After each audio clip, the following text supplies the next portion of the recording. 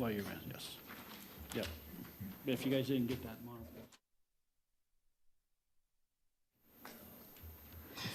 3 seconds, all right.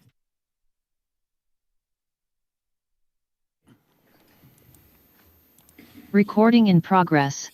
All right, welcome everybody. I'd like to welcome you to the Board of Adjustments meeting. It's January 2nd, 2005. It's 1:30. Can we get a determination of quorum, please? Rob Pierce, Present. Don Christensen, Present. Peter Gashon, Present. Kathy Julian, Present. Leo Harishni. Present. We have a quorum. Wonderful.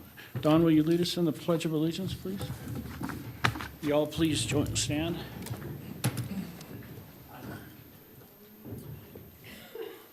I pledge allegiance to the flag of the United States of America and to the republic which stands one nation under God, indivisible, with liberty and justice for all. Thank you. Can we please have the ethics law announcement? Thank you. Board members are reminded that if with respect to any matter or person coming before the board today, you've received a gift or loan, you have a pecuniary interest, you have a commitment in a private capacity such as family, employment, business, or similar relationship, or if you've provided representation or counseling before an agency to a person or entity for compensation within the last year on a matter being considered, you must disclose that gift, loan, interest, commitment, or prior representation at the time the matter is being considered. You must furthermore abstain from deliberation or voting on the matter if it's clear that the gift, loan, interest, commitment, or prior representation would materially affect the independence of judgment of a reasonable person. Board members are also reminded that under the Board of Adjustment rules, if you've had any contact outside this meeting with any person interested in a matter coming before the board, you should disclose the nature of that contact at the meeting. This meeting is being held in the County Commission chambers and via Zoom. To attend via Zoom, please log on to the Zoom webinar using the link found on the agenda. You can also join the meeting by typing in zoom.us, clicking Join a Meeting on the Zoom website, and entering meeting ID 872-1567-5749. Alternatively, this meeting can be joined by telephone only at 1-669-900-9128, entering the same meeting ID number and pressing pound. For those wishing to provide public comment via Zoom, log into the Zoom webinar and use the raise hand feature during any public comment period. To provide public comment via phone, press *9 to raise hand and *6 to mute and unmute. Thank you. Can we have the appeal procedure, please, Mr. Lloyd? Most decisions rendered by the Board of Adjustment are appealable to the Board of County Commissioners. If you disagree with the decision of the Board of Adjustment and qualify as an aggrieved person or party, you may appeal in writing within 10 calendar days from the date that the decision being appealed is reduced to writing, filed with the Secretary of the Board of Adjustment, and mailed to the original applicant in the proceeding being appealed in accordance with Washoe County Code. Please call the planning staff immediately at 328-3610 for information on the appeal procedure and the application fee. Thank you. At this time, I'd like to open up general public comment. Do we have any general public comment? There is no general public comment in chambers, and on Zoom, there are no hands raised. Okay, I'll close public comment, bring it back to the board. We've got an agenda for today. There's the only changes, the 65-foot monopole has been postponed. Other than that, there's no changes. Can I get a motion to approve? Peter Gashon, for the record, I'll move to approve today's agenda. Okay, Rob, I'll second it. All those in favor say aye. Aye. Any opposed say nay. All right, that motion passes. Moving on to item 7, approval of December 5th draft minutes. Did everybody get a chance to look at it? Do we have any changes? If there's no changes, can we get a motion, please? Member Harishni. Member Harishni, I move to approve the draft meeting minutes of December 5th. I'll second. All right, we have a motion and a second. All those in favor say aye. Aye. Any opposed, say nay. Nope, okay. That's approved. Moving on to item number 8, public hearing items. Appeal of decision case number WSTR 21-0283. It's an STR appeal for 916 Harold Drive, number 36. Mr. Lloyd, can you please announce that? Yeah, for hearing, discussion, and possible action to affirm, modify, reverse, or remand a decision of the Washoe County Director of Planning and Building to reduce the appellant's short-term rental occupancy from 8 persons to 4 persons based on a reduction in designated parking from 2 spaces to 1 space. The appellant is requesting an occupancy of 8 persons with 2 parking spaces. Representing Washoe County in this matter is Senior Planner Courtney Wyke. All right, Courtney, floor is yours. Okay, good afternoon. Courtney Wyke, Senior Planner with Washoe County. And as Mr. Lay just stated, the agenda item before you today is WSTR 21-0283, which is a short-term rental appeal for 916 Harold Drive, unit number 46. So today, your possible actions would be to affirm, modify, reverse, or remand a decision of the Washoe County Director of Planning and Building to reduce the appellant's STR occupancy from 8 to 4 persons. This was based on a reduction in parking from 2 spaces to 1 parking space. The appellant is requesting an occupancy of 8 persons with 2 parking spaces. Okay, here's a vicinity map. As I stated, it's located at 916 Harold Drive, unit number 36, located in Incline Village in the Cedar Crest condominiums, which is located in the Tahoe planning area. I won't continue to repeat the request before you, but it is to reduce the appeal of the reduction of the occupancy from 8 to 4 persons, which was based on the parking. And you can see the subject location of the specific condo unit. So a little bit of background into the history of this particular short-term rental. An STR permit was issued for the STR with a maximum occupancy of 5 persons in September of 2021. In May of 2022, Article 319, which governs and regulates short-term rentals, the ordinance was amended to change the method used for short-term rental maximum occupancy calculations. In February of 2023, the occupancy for this STR was updated to reflect the amendments to allow a maximum of 8 persons with 2 parking spaces. The STR permit maintained a maximum occupancy of 8 persons and 2 parking spaces through the 2023 annual renewal. In 2024, code enforcement staff did conduct a site visit and confirmed that there is only 1 assigned designated parking space available for this unit. Therefore, the occupancy was reduced to 1 parking space with a maximum occupancy of 4 persons. There are quite a few different citations within Article 319, which governs and regulates the number of occupants based on parking. So I'm just briefly going to highlight those for you. Parking spaces are allocated to a unit. Where parking spaces are unassigned or using overflow parking, those parking spaces cannot count toward the required number of parking spaces to go beyond those occupants that are attached to the 1 space that is designated. Again, in multi-unit complexes, parking must be in designated parking spaces, and that's only if applicable, and in this case, there are designated spaces, and limited to the number of spaces allotted to the unit. 1 parking space is required for every 4 occupants, and the inability to develop the appropriate number of parking spaces on site will subsequently limit the maximum number of occupants allowed by the STR permit. Again, just to reiterate, occupancy may be further limited by the following, which is available number of on-site parking spaces. Make sure I'm on my... So per the Cedar Crest Homeowners Association memo, which was titled STR Permit Parking Validation Letter, and it was included in your packet as an attachment, the subject property is one of 24 non-garage units in the complex. Each of these units is assigned at least 1 parking space in the common element parking areas. The memo goes on to state the non-garage units shall also have use of the remaining common element parking spaces. However, those are unassigned spaces, so therefore cannot be used to increase that occupancy, as stated on the citations in Article 319. An STR must have 1 designated paid parking space for every 4 occupants. Even if a potential maximum occupancy of more persons exists for a property, say based on bedroom count or the habitable space, The number of paved parking spaces assigned to the unit may actually decrease that occupancy, and therefore the more restrictive of the two applies.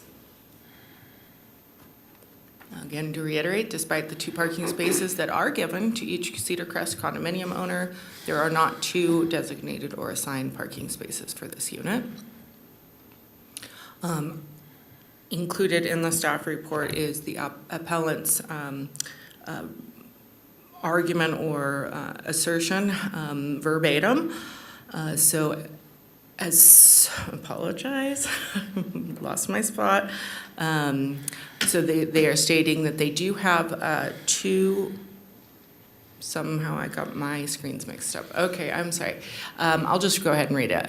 It is stated that the CCNRs that they have 2 permits to park in 2 spaces in the parking space.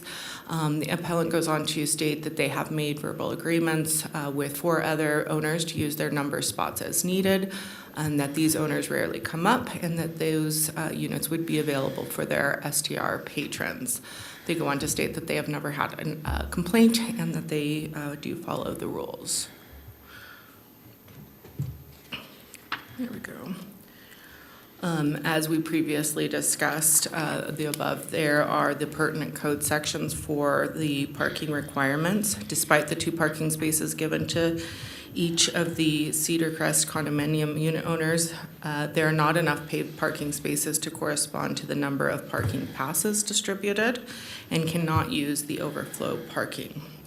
The code does not allow an increase in occupancy based on arrangements made with neighbors to utilize their assigned parking. The potential number of parking violations or lack thereof does not alter the requirement to determine STR parking and occupancy calculations based on Washoe County Code. As of this morning at 10 a.m., and I apologize for the lateness of this because many of these public comments all came in over this holiday break. We did receive 25 public comments, and those were distributed to the board via email, and any additional comments after that email, I believe they are made available in the back of the room, and a handout was passed out if there was any additional public comments since then. All of these public comments did cite opposition to the appellant's request for an increase in occupancy, predominantly citing the concerns over the limited parking, and that this could potentially have a very adverse effect on precedent setting for other condominiums with similar situations, and then just general comments with concerns over adverse impacts of STRs specifically associated when there's an increase in occupancy. And therefore, staff recommends that the Board of Adjustment deny this appeal and affirm the decision of the Washoe County Director of Building and Planning to reduce the appellant's short-term occupancy from 8 to 4 persons and reduce the parking from 2 spaces to 1. With that, I have provided a possible motion for your consideration, and I'm available for any question. The appellant is also here to make a presentation. Would the appellant like to make a presentation at this time? Do they have one? Do you guys have one?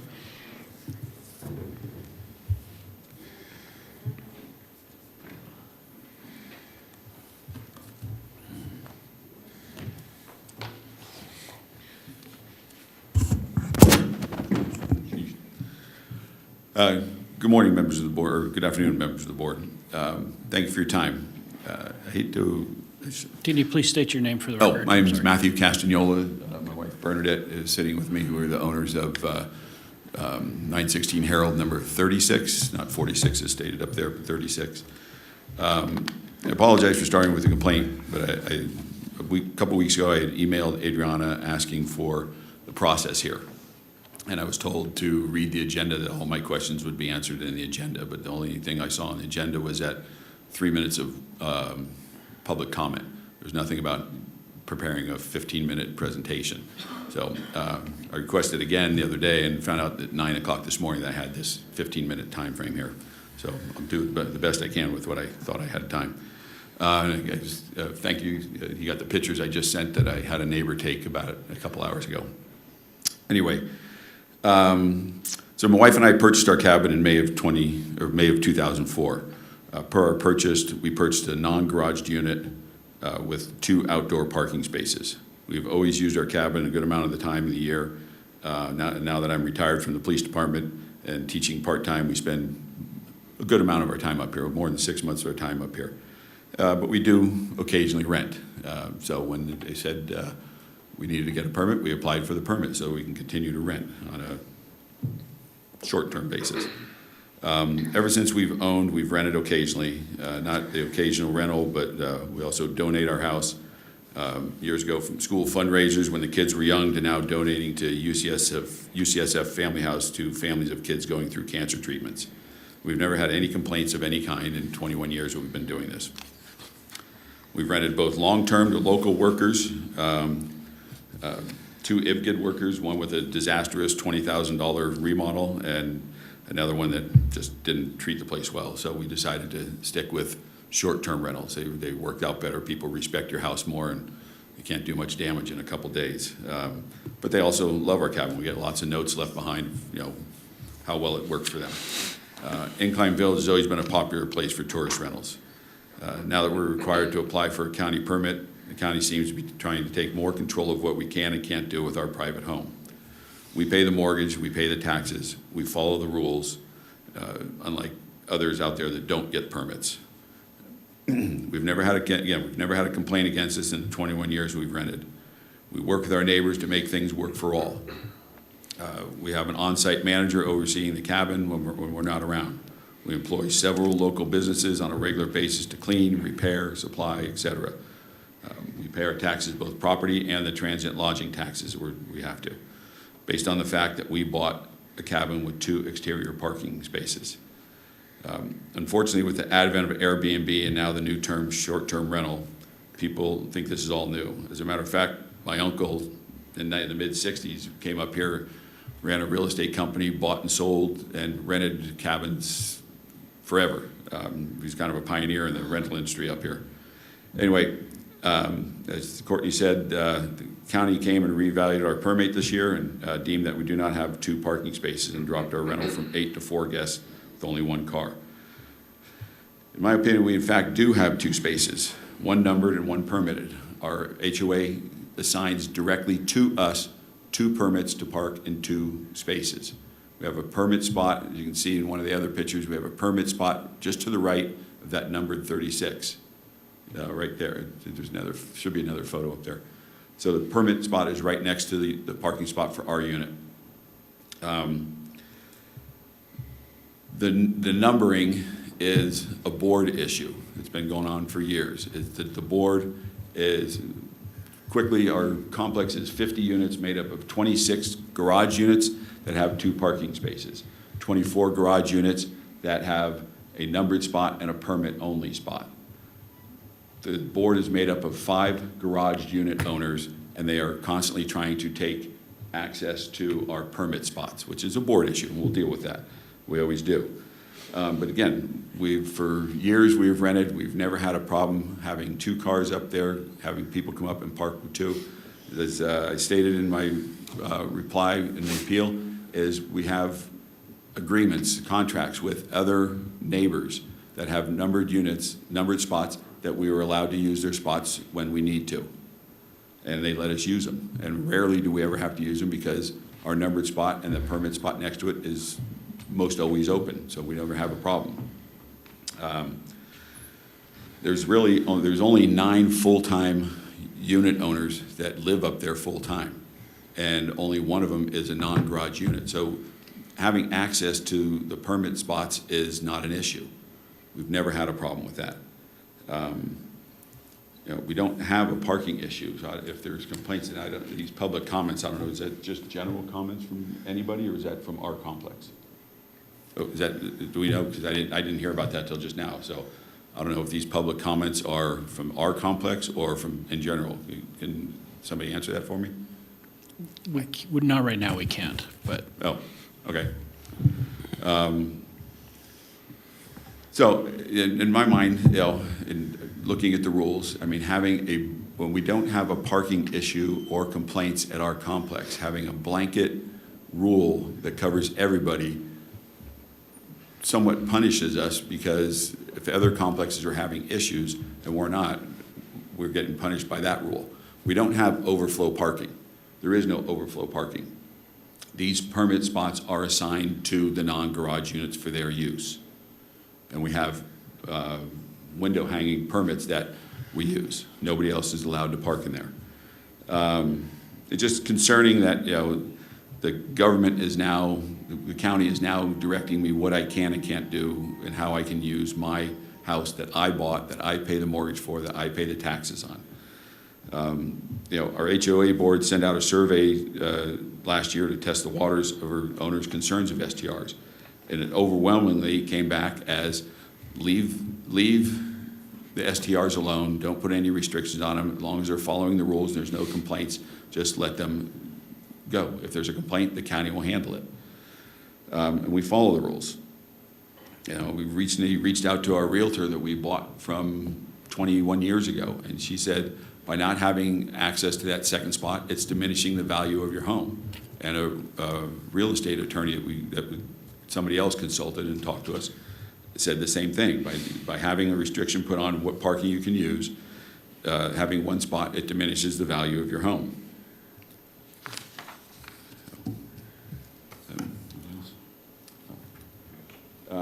A couple notes that we took when speaking. I just thought of it when we did the Pledge of Allegiance, which I appreciate you doing here. Just the last line, liberty for all. We should all have the right to do what we want with our own personal property, and we're following the rules. And now this rule restricts us, so we can't fully use our property that we purchased and we bought. Like I said, we don't have overflow parking. The parking spots are assigned directly to the non-garage units, and the permits are assigned for us only. It's a labeling issue in our complex. So, I think that's it, and I'm not sure when we will have time to ask questions and get them answered. Thank you. Does your wife have, I'm Bernadette Castajola, and I'd just like to say something. I find it very disheartening. I think, as my husband said when we were listening to the Pledge of Allegiance words, our liberties are being taken away. We are good people. We are upfront with the county. We are upfront with the IRS. We have been for 21 years. There are people that are renting without permits, skating the government, not paying the county, but yet our liberties are being taken away by being honest and upfront and doing what we're supposed to do as American citizens. And I'm very upset that what we purchased 21 years ago, worked hard to purchase, and we do good things with it. He is Santa Claus for UCSF, kids with cancer, year after year. He helps at Easter, the Easter Bunny. We love giving that cabin to families and share. But a lot of those families have more than 4. Do we go back and tell them, because we're good, honest people, Washoe County took away our rights to have people in our cabin? Sorry, we can't give it to you anymore? That's disheartening. This is just taking what we purchased. And quite honestly, if it gets taken away, I'm going to do my research with whoever I have to, the federal government, whoever I have to say, we are getting what we purchased taken away. How do you rectify that now? We are paying the mortgage. You're not paying our taxes, but yet we're getting it taken away. What about our property taxes? What we've been paying for 21 years, the access to our 2 spots. Now what do? Do we reevaluate that? It's just very disheartening because we are good people and doing it the right way. When I know someone that they showed up at our cabin one day looking for the rental that does not have a permit, And I had to have a good laugh. I thought, wow, here we are the good people doing it the right way. And this person's skating by. And we will continue to do it the right way, no matter how this plays out, because we are good, honest people.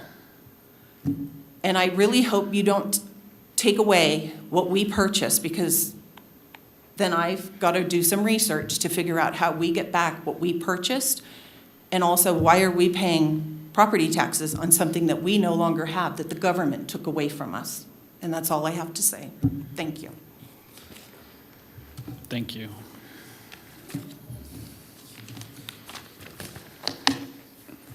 Were you done, sir?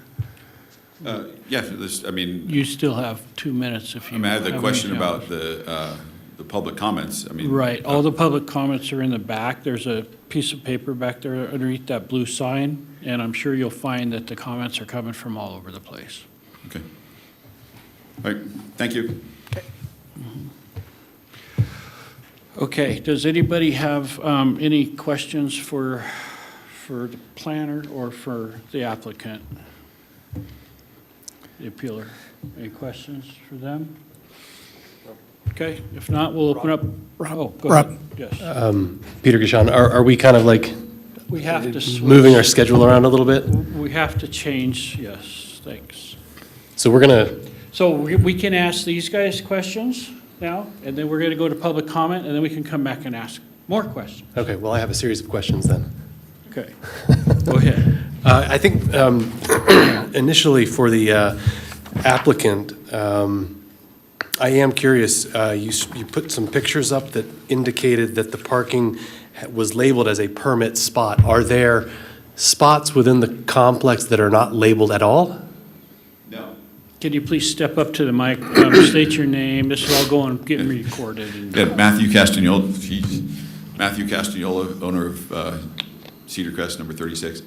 No, all spots are either labeled with a number or permit.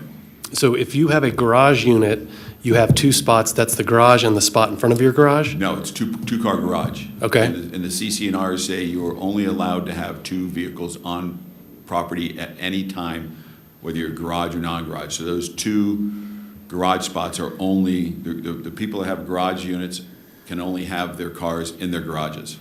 They are not allowed to park out in the number, or any of the other outdoor spots. Okay. How many bedrooms is your unit? 3-bedroom. Okay. Courtney? Can I ask you a couple questions? So by code, how many occupants could the unit have irrespective of parking? Thank you, that is a good question. And it would be 8 persons, and that was reflected in the update based on the amendment to the calculations, the way we calculate occupancy in 2022 or 23. And that's why they had those 8 occupants until it was discovered that they didn't have the appropriate parking to maintain the 8 occupants. So that's that matrix of 3 bedrooms equals 6, plus the amount of additional square footage gives you 2 more. Exactly, Okay, so irrespective of parking, they could house 8 people. according to our code, correct. Okay, and then one more for the applicant, sorry to make you No, bounce that's around. I think it's kind of, I just want to make sure I know what you're asking for, because in the application, it says you only ever rent to 6 people, but then you're asking for the 8. What do you really want? Well, because my understanding is that whatever the permit says is all the people I can bring up there, even if I go up personally. Is that correct or not?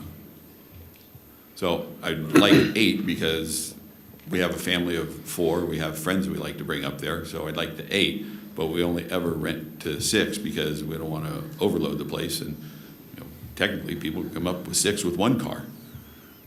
If you really actually think about it, people come up here to go skiing. They come up. I have a big SUV. I can fit 9 people in it actually.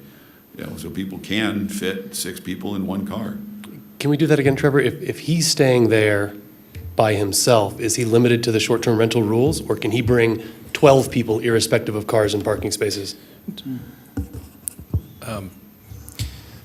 In this situation, and this was clarified in a recent code amendment that regardless of who is actually renting or staying, anytime a property has an STR permit associated with it, they are restricted to the rules. Regardless if it's the owner that's staying there and brings family up, they would be limited to the number of occupants restricted by the permit.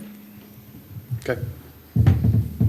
That's why I requested 8, because, it's a cabin that we can sleep 8. There's 4 beds in the 3-bedroom. It sleeps actually 8 people, and we have a lot of friends. We share the cabin, not share the cabin, we trade the cabin with other friends that have cabins elsewhere. We bring friends up when we come up. It's a place to enjoy. People love coming up here. We love coming up here, and we want to share it with our friends. So to restrict, that's another scary part, is that, yes, if you want us to rent to 4, I'd have to live with that, but in my own personal use, being restricted to 4, we couldn't come up with our daughters and any of their friends or any of our friends, which is, I think, actually ridiculous. I mean, I understand permitting for rentals, but making the owner adhere to that number is very strange. Well, I'll leave it at that. And then Matthew, I've got a question for Yes, you. yes, sir. Do you have any documentation that you can present right now from your neighbors who said that you could use their parking spots? No, I didn't know. It was just verbal. Again, going back to what I was told, read the agenda, it tell you, the only thing on the agenda says you have 3 minutes of public comment. So I didn't know I was able to present or what I could bring. I can get that for you and send it to you, but We got to have, No. or we got to make our decision today. Yeah. But I mean, Okay. it's, Go ahead. we've rarely ever had to even use those spots. It's just, And we it's a give backup. We give the same courtesy to them, because again, we are good neighbors, we are good people, we do the right thing.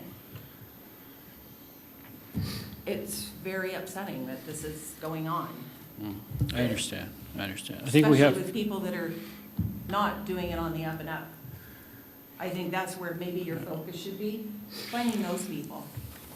I get it. Dawn, did you have a question? Oh, I did, but I think I've changed my mind. You're going to wait? Yeah. Okay. Does anybody else have any other questions right now? Then we're going to go into public comment and then Okay. come back. No? Okay, thank you. Thank you. At this time, I'd like to open up public comment. Do we have any public comment? I have Greg Irfani in Chambers.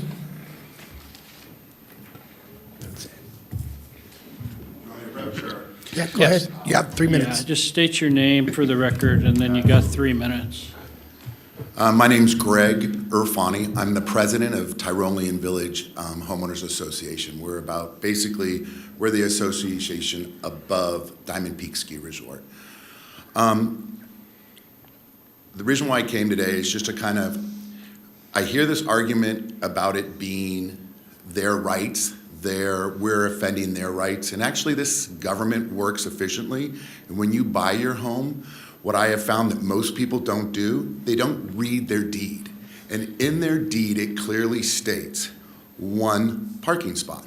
Then all of a sudden they get there and they see open spots, and then they start what we call a land grab. The issue is, when you say there's 4 occupancies, in our association, I rarely see 1 car. I see multiple cars. It's 2.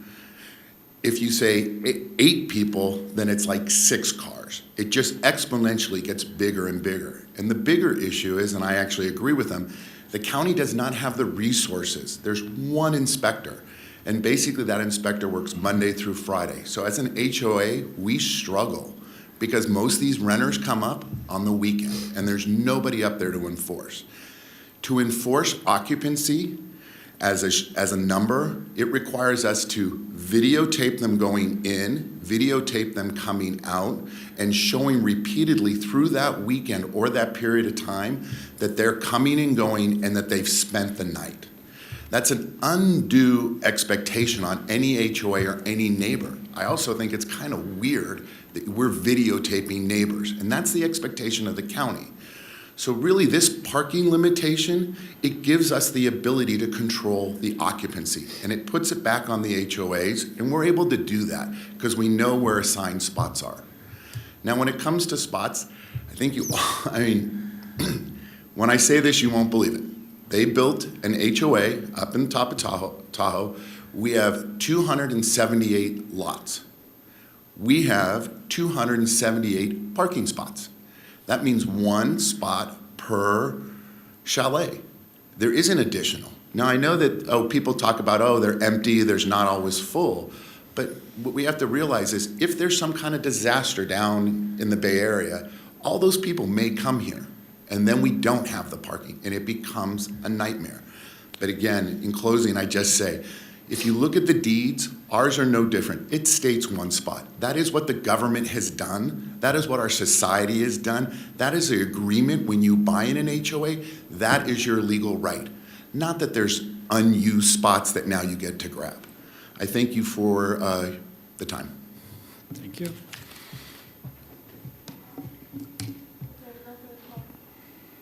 If there is no further public comment in chambers, on Zoom, I do have a hand raised. Oh. Would you like to make, right after this. On Zoom, we have Christina Hill. If you would please unmute and state your first and last name for the record. Christina Hill. The floor is yours. Pardon me? Go ahead, the floor is yours. Oh, the floor is mine. Great, thank you. The purpose of my attending this is to support the staff's decision to uphold the appeal of this matter because I used to live in Cedar Crest condominiums, and I'm aware of the parking restrictions of the HOA and of the opinion that only one space should be designated to the short-term rental units. Currently, I reside in Tyrolean Village, where limited parking is an issue as well, and would hate for this appeal to set a precedent allowing more parking for STRs than the HOA allows, which is one space. The impact that short-term rentals have on our residential communities in Incline is unique because 90% of the short-term rentals in Washoe County are in Incline Village. So it's hard for me living in Incline, and Greg Rafani, the previous speaker, we are familiar with the problems that STR owners wreak on our neighborhoods. And, Washoe County, who other than our representative on your board, the rest of you, are oblivious to the problems that STRs cause. And, your jurisdiction goes all the way up to the Oregon border. So, you should consider more of what Incline has to say about STRs than the rest of the county, I'm concerned, or those who live in San Francisco. And I'm sure the owners of the property are nice, patriotic people, but the parking spaces at Cedar Crest are not owned by them. They're in the common area, and they're owned by all the property owners. So we're not taking away your rights. This isn't an infringement on your liberties or, injustice for all kind of thing. This is just problematic common sense to help homeowners associations manage their parking. And I hope you uphold this appeal. Thank you very much for listening to me. Thank you for your time. In chambers, we have, Matt Casco. I'm so sorry. Castagnola. Good afternoon again. It's Matthew Castagnola, homeowner of Cedar Crest number 36. This one blank. Two things. Just a response to the first gentleman that spoke is that we don't have overflow parking, and every complex up here in the Incline area is different. If they have 278 units and only 278 parking spaces, then that's their issue. We have parking spaces that are assigned by the board in our CC&Rs, in our rules and regulations that are assigned to the non-garage units only, and those are the spots that we use. There is an issue between the non-garage unit owners fighting over spots. It's never fighting over spots. There's plenty of spots for us to park when people are up there. As just a response to this last woman that spoke, we've been there for 21 years, and I've been on and off the board several times, and I don't know who she is. I don't know when she was there or what her issue is with it. But it has been worked out with the board that is parking available for us. Yes, they are on common areas, but they are assigned to the non-garage units for their use only. So there is an issue of, it's one numbered spot, one permitted spot. Each non-garage unit is given 2 parking permits to use 2 spots. And that worked for the first, I remember having conversations with Mr. Lloyd when I first did my permit. That has worked for the past 2 years. Don't know why it has changed. It works in our complex. If it doesn't work in other complexes, then that should be issues with those complexes. There's not an issue with our complex in fighting over spots or issues with parking. Having those 2 spots assigned to the units and giving those parking permits out to put in your car when you're parked there, so we know who's parking there, who is supposed to park there, who's not supposed to park there, it works. And then the community works with each other. If they need parking, if somebody needs a second car or something's available temporarily, it works. We make things work. So it works for our complex. If it doesn't work in other complexes, that's their issue that they should deal with. And I think he said, it's up to the HOA it should not be the county that makes the decision. It should be the HOA to work it out. And our HOA has worked it out. We make things work. Thank you. Thank you. Next, we have Bernadette Castagnola. Castagnola, I'm so sorry. Oh, that's okay. I would like to just say Please that state your name. for the record. Bernadette Castagnola, that it really should be looked at HOA by HOA. Maybe there are some HOAs that have a lot of problems. Our HOA has not had any problems. I believe we might have about 6 STRs in our complex. We're pretty good friends with all of them. We communicate with each other. I have to tell you, they're barely rented. People are acting like we're having wild parties in these STRs at Cedar Crest every weekend. We're not. They're barely rented. Ours is barely rented because we use it so much. Same with at least 2 of the others because the people are retired. I think we need to look at this as Cedar Crest does not have any problems with the county. Maybe if something pops up, we revisit of how do we handle this. But because somebody else has a problem, it shouldn't be my problem. We are people that follow the rules. And again, I really don't know who this person is that spoke earlier, Christina Hill. I mean, I'm pretty active at Cedar Crest and keeping up on things. Going to meetings, I go to every single meeting. We've always had a list of homeowners. The name doesn't ring a bell to me. I just hope, it should be complex by complex. Maybe that might be to keep things neutral instead of everybody pitting against each other. I think we're creating just more problems. Thank you. Thank you. Thank you. There is no further public comment in chambers or via Zoom. Okay, so we'll close public comment and bring it back to the board for questions of the applicant or the planner. Whatever we got. Go ahead. Kathy Jillian for the record. You're on. Kathy Jillian for the record. As the representative from Incline Village, I will go first with some comments here.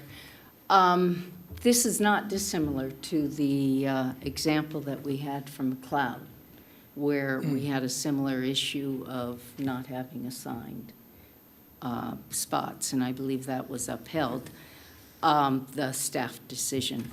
I believe that this would be adverse to go against the staff's recommendation here because it would set a precedent.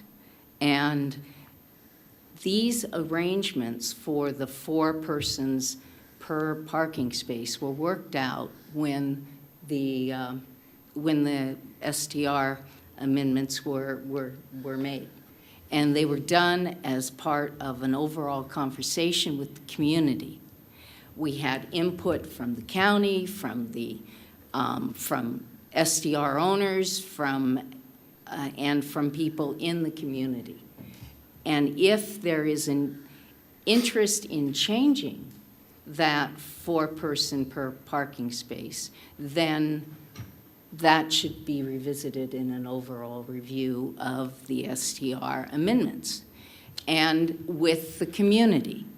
It should not be on a complex by complex or HOA by HOA, or God forbid, an STR by STR basis, because frankly, that's not efficient. That's not cost effective. That is an imposition on the county and the county's resources, and I would say by also the taxpayers. As my understanding is, the STR fees just barely cover the cost of this enforcement. And as we've heard today, and we heard in the cloud discussion, there's only one enforcer, and he isn't working on weekends. And to enforce some of these rules and regs vis-a-vis parking, it is cumbersome. And as a result, you have a frustrated community in Incline Village. The issue of this rule affecting people who own the STRs coming and staying there, that does seem, at first glance, that seems, oh, that isn't right. But then you realize, how do you enforce it if you don't have that same limit when the owner is there? How do you enforce it? How do you know when the owner's there, when anybody else is there? There would be no ability to enforce. And that is why, when those amendments were done, people agreed to that. So I think it would not be good for us to set a precedent here or overturn the staff's decision. If there are issues, and if the owners of STRs in Incline Village have issues with this, then they should be brought in to the discussion when the Board of Commissioners review the STR rules and regs. Another point is simply, I acknowledge very nice people, all very nice people. Your neighbors are nice, whatever, but these are verbal agreements and there's nothing in writing. And if somebody moves, if somebody's economic position changes and they decide they're going to rent out more, or if they go and get also exception to the rules so they can have 8 people, then we have more pressure on those few spaces. And there are 6 units without parking and only 4 spaces. And some of these spaces are covered with snow. I see the photo of the 3 spaces in an adjacent area, which is not really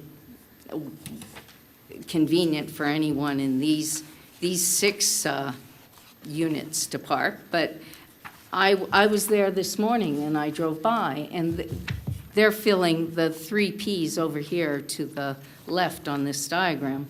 It's filled with snow, and there's a sign that says snow removal area, do not park.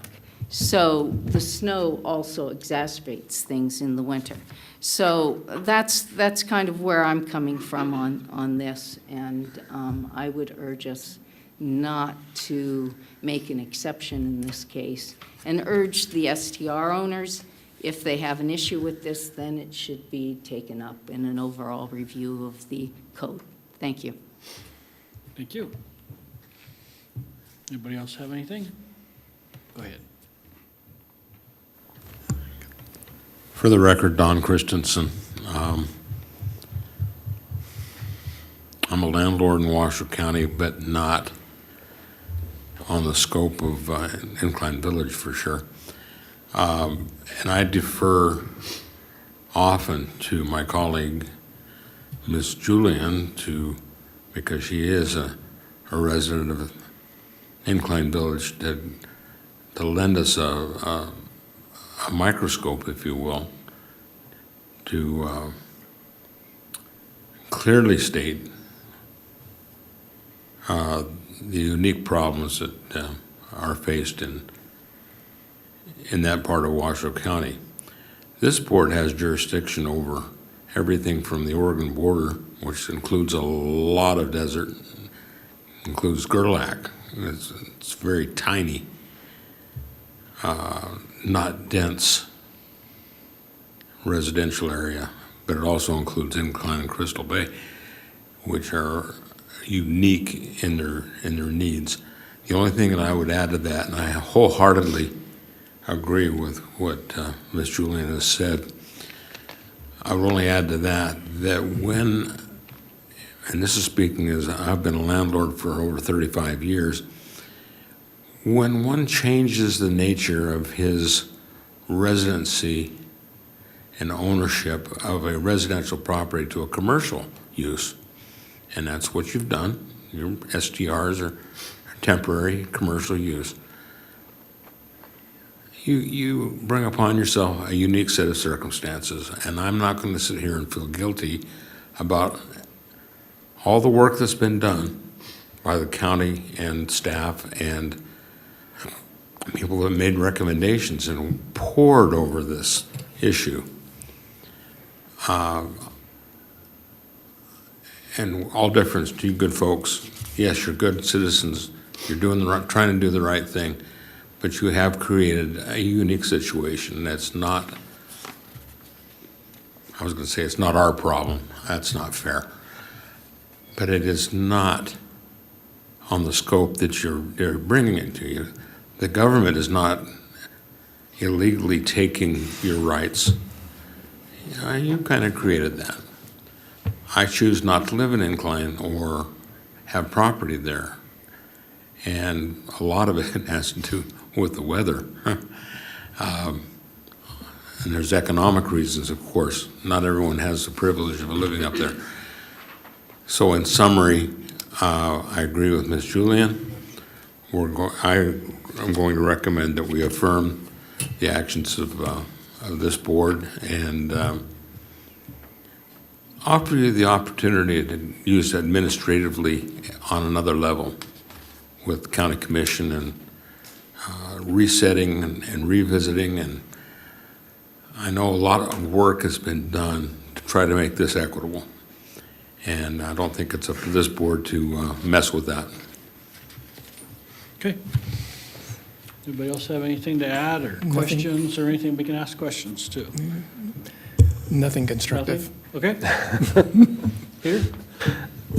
Peter Kishan for the record. Could I just one more time clarify how many non-garage units are there and how many parking spaces labeled permit parking are there?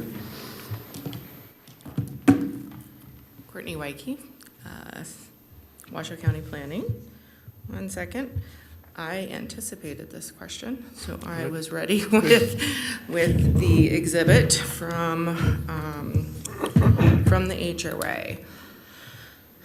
I'm going to try and paraphrase, but in their Exhibit G, it states each of the 24 non-garage units shall be assigned at least one parking space in the common element parking area. So that's the one space that's truly assigned to each unit.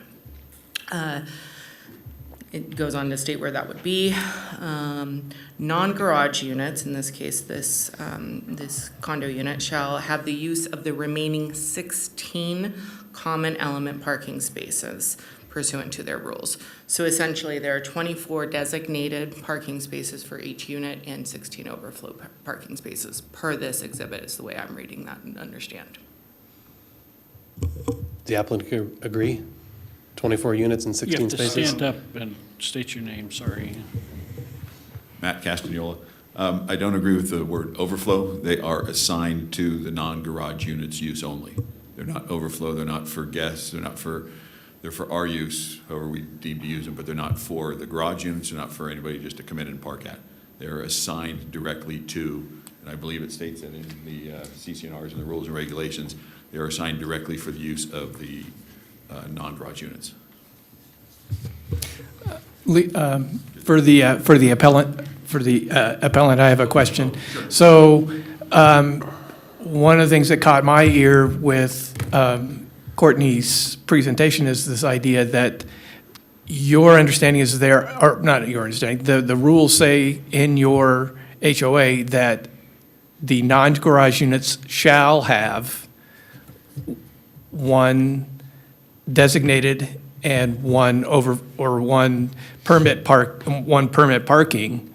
But on the other hand, there's 24 non-garage units, but only 16 available spaces. So this isn't your fault, but that to me sounds that the HOA, understandably, because this was created decades prior to what has gone on there, at the time, the HOA did not have enough assigned additional parking spaces for each unit. I appreciate your situation. I have to think, to me, that kind of unfortunately puts you behind the 8 ball in this situation because of the larger SDR community and the larger SDR pressures that have gone on to plague Lake Tahoe and whatever. I feel that but I was willing, or I was coming into here first saying, no way that, it's clear you only have one parking space because of the designated spot. But the fact that when you came in here and showed the fact that it states permit parking only, and with the HOA rules stating that non-garage units shall have a designated and a permit spot. Unfortunately, I can't square that circle. I feel that you do have evidence, and I feel you do have a case to make, again, to the county commission, and I'm sorry to push you through those hoops, because I think you're one of the many exceptions to this STR rule, which, as Kathy and Don have said, is a large blanket for many different unique situations. And I feel you have a legitimate case. I think you are not part of the ordinary, but at the same time, I feel that as the rules are and as things stand, I think unfortunately you got the short straw in this situation, is how I see this. And I don't think it's, I don't agree this is, I understand seeing this as a personal liberty issue, but I feel this is as Don said, this is a commercial situation that has unfortunately, it's bigger than everybody, and ordinary, well-meaning, play-by-the-rules people can sometimes, get tripped up on. So I tried. Nobody else has said, everyone else has been very to the point and matter of fact, and I've tried not to get personal, but here I am. So, Thank you for your thoughts. Okay. Just in responding to that, and I understand what Ms. Julian was saying, but I do believe, and I agree with you, I think it is a unique situation. I've been to a lot of the complexes. I've been involved in our board. I helped write those CC&Rs and rules and regulations as best we could to make things work, and they have worked, and that's what we rely on in our community, is that it works for us and people abide by it. And I had another thought, but it just disappeared. But I understand. I appreciate but we will, I depending on what this board's final outcome is, if we have to appeal it, we will appeal it to the county commission and go from that route. Okay. I've got a question for you. Yes, sir. Matthew. You mentioned that you only rent it out for a little bit of the time during the year, but some of the time you just donate it, right? Yes, sir. To these different charitable causes. And Yes, sir. then the other part of the time that you and your family stay there. Yes, sir. Right. And if I heard Mr. Lloyd correctly, since you have this permit, if you know, it does stay at the county commissioners, if they do uphold appeal or whatever, that you are only allowed to have 4 people there. Correct. If I'm understanding that correctly. That's what I understand. Okay, so something to consider there, Yeah. whether you want to keep this permit or not, you know. Well, That's yeah, basically no, what I understand what that. I'm It's my getting at. choice to whether I keep it or not. It's Right. just, it'd be unfortunate that if I do keep it, we won't be able to use it with our friends. We won't be able to donate it to the children going through cancer treatment. Correct. And things like that. So it hurts not just us, it hurts a lot of people. It does, it does. Yeah, And, and but that's unfortunate because that's not what I Incline understand. Village is about. I understand. or I Washoe can't give County. you any advice on one Yeah. way or the other. I know. I'm just thinking like I would think, Yeah, no, I understand that. yeah. Right. Okay. I have one ahead. follow-up question, because one of the things, since I have the opportunity to say, one of the things that unfortunately for your position, that the reality is, again, because there's more of a demand on the parking spaces than your condominium complex has, there's no external way to ensure that when you do rent it to, or when you do offer it to 3, 4, 5, 8 people, there's no way to ensure, and I couldn't ask you, and it's not realistic to ask or expect you to somehow say that you can only come up here with 2 cars.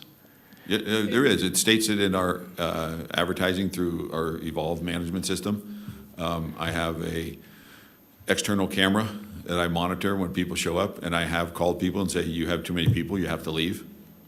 And they have left. And I have an on-site manager, somebody I pay that lives on site, that monitors as well, 1 car, 2 cars, and take care. So I have it under control. It is under control.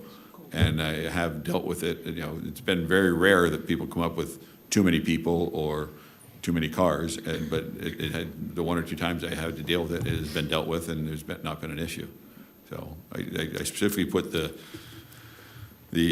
Nest doorbell camera on there for that purpose, so I can monitor who comes and goes, and I have a key code, so it's all controlled. So. All right, if we don't have any more. Can I just- Oh, go ahead, Yeah. Peter. Peter Gishon for the record. Mr. Lloyd, how long have we had the STR ordinances in place? Too long. It was adopted back in 2021. And how many times has it been amended since? We've amended it twice. So I think, I mean, again, I didn't agree with staff's position on McLeod. I see differences relative to the McLeod case. Kathy, I mean, this is the process we've been given. This is as efficient as it's going to be. People apply for permits, and if they don't get what they want, they appeal. And so, I think code will be updated at some point. I think the community will offer input. When we talked about McLeod, Council Hickman indicated that we have the authority to approve, deny, or modify. I think this business about the 4 persons per car is garbage.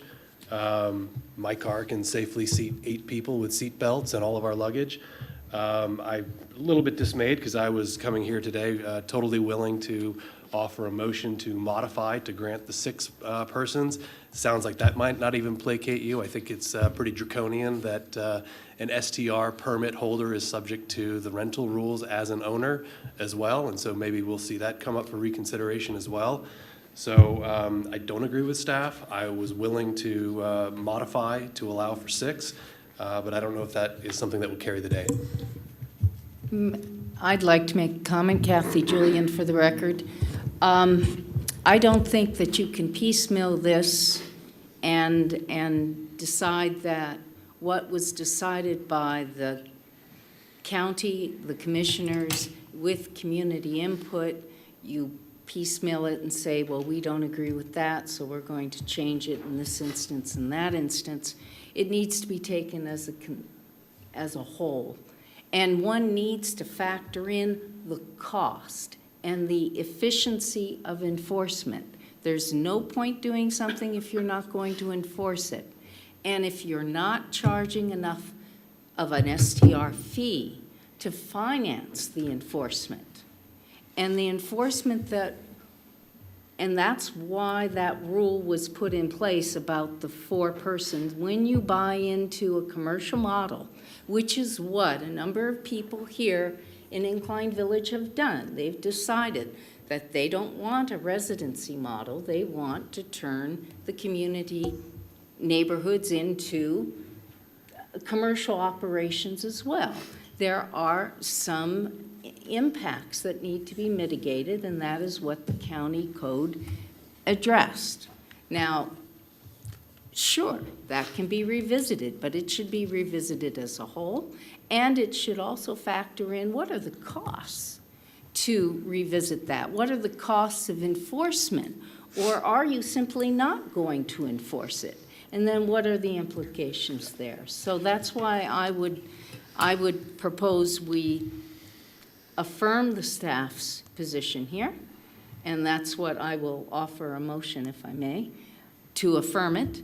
And then, of course, the applicant can appeal it to the commissioners. And I would say more broadly, if this is an issue that should be taken back to the board, back to the community, and in the next round of amendments on STRs. And perhaps that would be accompanied by an increase in the STR fees to cover the cost of enforcement and applications, because as taxpayers, it's an undue burden to put that on taxpayers who are not benefiting from the commercial operation of these properties. Thank you. Thank you. Elizabeth, do you have any? Yeah, if I can make one clarifying point. When a director's decision is appealed to this board, the board has the authority to affirm, deny, or modify the director's decision. However, that is within the overarching principles of code, and 319.15 standards provides that all STRs shall comply with the standards within this article.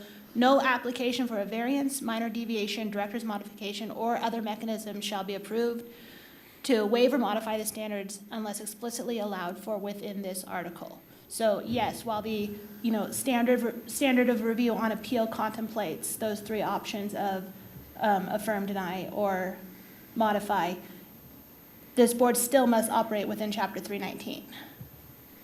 Well, it sounds like our hands are pretty tied. Okay, if we don't have any more discussion, then I'll open it up for a motion. Go ahead. Okay. Kathy Julian, I move that after giving reasoned consideration to the information contained in the staff report and information received during the public hearing, the Washoe County Board of Adjustment deny this appeal and affirm the decision of the Washoe County Director of Planning and Building to reduce the appellant's short-term rental STR occupancy from 8 persons to 4 persons and reduce the parking from 2 spaces to 1 space. Do we have a second? For the record, Don Christensen, I second that motion. Okay, do we have any other discussion? We have to open it up for discussion again now. No. Okay, so all those in favor, say aye. Aye.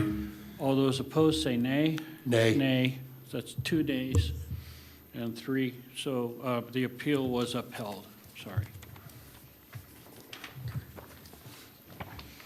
For clarification, Affirm, Chair, I'm sorry, it was affirmed. the appeal Sorry, was denied, the decision Right, of the right, and the decision staff was affirmed. I'm okay, sorry, I said thank that you. wrong, I apologize. All right, that moves us on to 8B. And that is for amendment of case, conditions case number WAC 24-0011. So In my opinion. Okay, it's another one. It's Rose ADU WSUP 22-0023.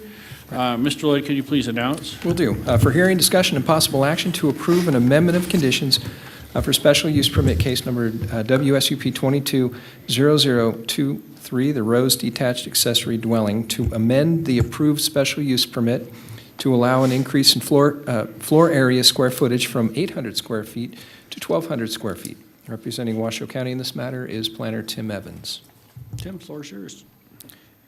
Thank you. Tim Evans, planner. So the case before you today is amendment of conditions WAC 24-011 for the Rose ADU. So to give some background on this accessory dwelling unit, so in 2022, a special use permit was applied for and approved by the Board of Adjustment, and it was specifically for the expansion of the second floor to allow the accessory dwelling unit on that second floor would have been remodeled and expanded to allow it on that second floor of the existing structure. And then in 2023, an amendment of conditions was applied for and approved by the Board of Adjustment to amend that special use permit to allow the detached accessory dwelling on the first floor rather than the second floor that was originally approved in 2022. So the request before you today is to allow the increase in square footage to allow to go from 800 square feet to 1,200 square feet. That 800 square feet was originally approved under special use permit WSUP 22-0023, and what is being proposed now is 1,200 square feet in conformance with Washoe County Code. So on the screen is the site plan that was submitted with the special use, or with the amendment of conditions application, and the structure that, or the subject structure, is highlighted there in yellow, and the increase in square footage going from 800 to 1,200, that 400 square foot difference, would allow the applicant to, if they would like to, in the future, convert the attic space into a bedroom or an office type of room. So the project was sent out to multiple agencies for review. A total of 10 agencies were sent the project information for review, and 4 agencies provided conditions for the project, and those are included in Exhibit A of the staff report. Proper noticing occurred for this project. A total of 110 property owners were noticed, and no public comments were received as a result of the noticing. So staff is able to make all 5 required findings as detailed in the staff report.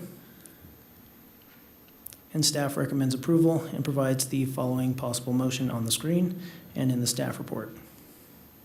And I am available for questions, and I believe the applicant is available as well. Okay, if the applicant would like to give a presentation, now is the time.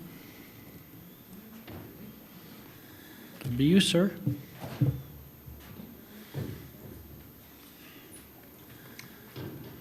Thank you. My name is Ken Rose. I'm the applicant. And before I go further, I want to wish you a Happy New Year. Thank you. And for serving the county. Years ago, about 15, 20 years ago, I sat there as a Washoe County Parks and Recreation Commissioner. Things have changed a little bit, but especially me, I get older. This is a project that we have undertook several years ago on my property. I had a garage that used to be a communications business, Conway Communications, and they had their office upstairs with a small 320 square foot, what we call a top hat, and a regular garage downstairs with 738 square feet. Initially, we wanted to do the addition, make the top floor a DAD, so my kids coming back from Vegas will have a place to live, because we have the place, but we don't have, a bed for them. I've had my kids stay up there illegally over all the years, but I had to give up my cabinet shop downstairs to let them do that. Long story short, got a bid on it, several bids, too expensive. So we flipped the project to develop the downstairs and leave the top stairs upstairs so we could put our belongings needed a storage space. We don't have any storage units on our property other than that. And that we required the stairs to go up there. Trevor, and remember back in the days that I was told by your planner that if I could get in the stairs and go from the upstairs to the downstairs in my pajamas, they wouldn't allow it. So That's fine. But we needed to have the stairs to go upstairs to get our possessions and belongings up there. So we amended it one time, flip it. Then the county decided to change the regulations to allow 800 square feet to 1,200 square feet, because I assume you're having problems trying to fit a family into an 800 square foot unit. That was a godsend to us, because the upstairs for us was 324 square feet, and we figured, well, if we could develop both of these, now my granddaughter has a bedroom for herself. And that's how we set that up. We came back and asked for us to be allowed to develop the full 1,200 square foot max. We're not there yet. We're at 1,136 or something, but there's a purpose for our application. And I do understand that there are conditions attached to this. We have to get pressure regulator for the water. We're going to have to make sure we go back to the building department to document that we did this so that it's legal. And we're all for that, because we want our property listed as, instead of a 3-bedroom, 4-bath, we want it listed as a 5-bedroom, 4-bath. And it's for family use. Our first application, people thought, well, it's going to be just like you talked about, you know, a short-term rental. No, this is for our kids. This is my wife, Kate. She's the mother of 6 of our children. I have 2 others. All 8 of our kids have spent time in that unit over the last 6 or 7 years because they didn't have a place to go, and we would put them in there. So this is a family affair. And I wish my granddaughter could be here, because she could speak more eloquently than I can, and she's only 8. So I agree with the conditions that are found, and I agree with the findings for the board and from the planning department. So you do your thing, and I'll let you Thank you. get on with this meeting. Thank you. Does the board have any questions? No? Okay. If we don't have any questions, let's open up public comment. Do we have any public comment on this matter? There is no public comment in chambers or via Zoom. Okay, we'll close public comment, bring it back to the board once again for questions, comments, discussion. If not, I'll entertain a motion. I will, Leo Harishny for the record. I move that after given reasoned consideration to the information contained in the staff report and information received during the public hearing, the Washoe County Board of Adjustment approves amendment of conditions case number WAC 24-0011, Rose ADU expansion for special use permit case number WSUP 22-0023 for Kenneth G. Rose, with the conditions included as Exhibit A to this matter, having made all 5 findings in accordance with Washoe County Code Section 110-810-30, consistency, improvements, site suitability, issuance not detrimental, or effect on a military installation. Okay, do we have a second? I second. Do we have any discussion? Okay, all those in favor say aye. Aye. Aye. Any opposed say nay. Motion passes unanimously. You're welcome. Can you make one more? Or do you have to go to the bathroom now?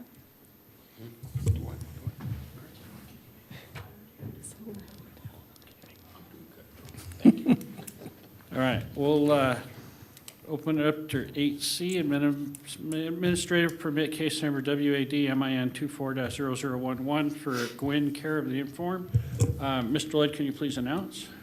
Yeah, for hearing, discussion, and possible action to approve an administrative permit to allow for a recreational vehicle to be occupied by a caretaker for the care of an infirm resident on the property located at 216 Blanco Circle in Sun Valley.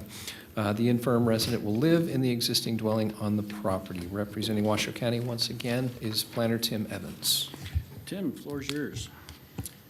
Thank you. Tim Evans, planner. So the case before you today is administrative permit case number WAD-MIN 24-0011.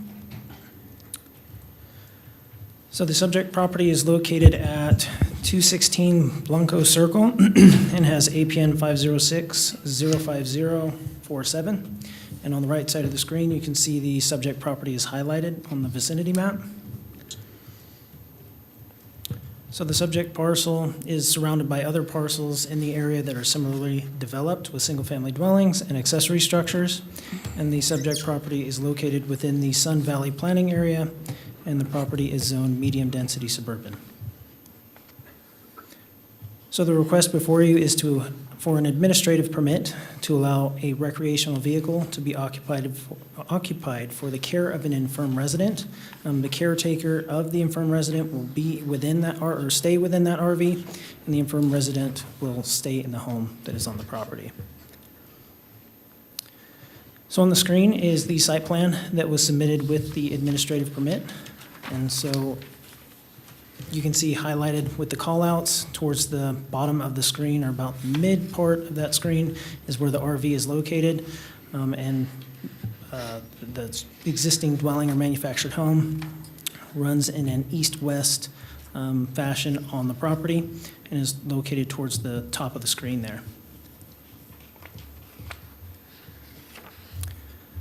So in relation to the background and analysis for the self-contained travel trailer, so a self-contained travel trailer is to be used for the care of an infirm resident, and specifically Washoe County Code Section 110.310.35G allows for this, which is temporary occupancy for the care of an infirm resident, or temporary occupancy for the care of the infirm.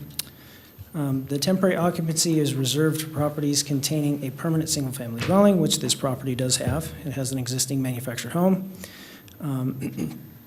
And it may be occupied by the infirm resident or the caretaker of the infirm resident. And in this case, as mentioned earlier, the caretaker will be staying in the RV.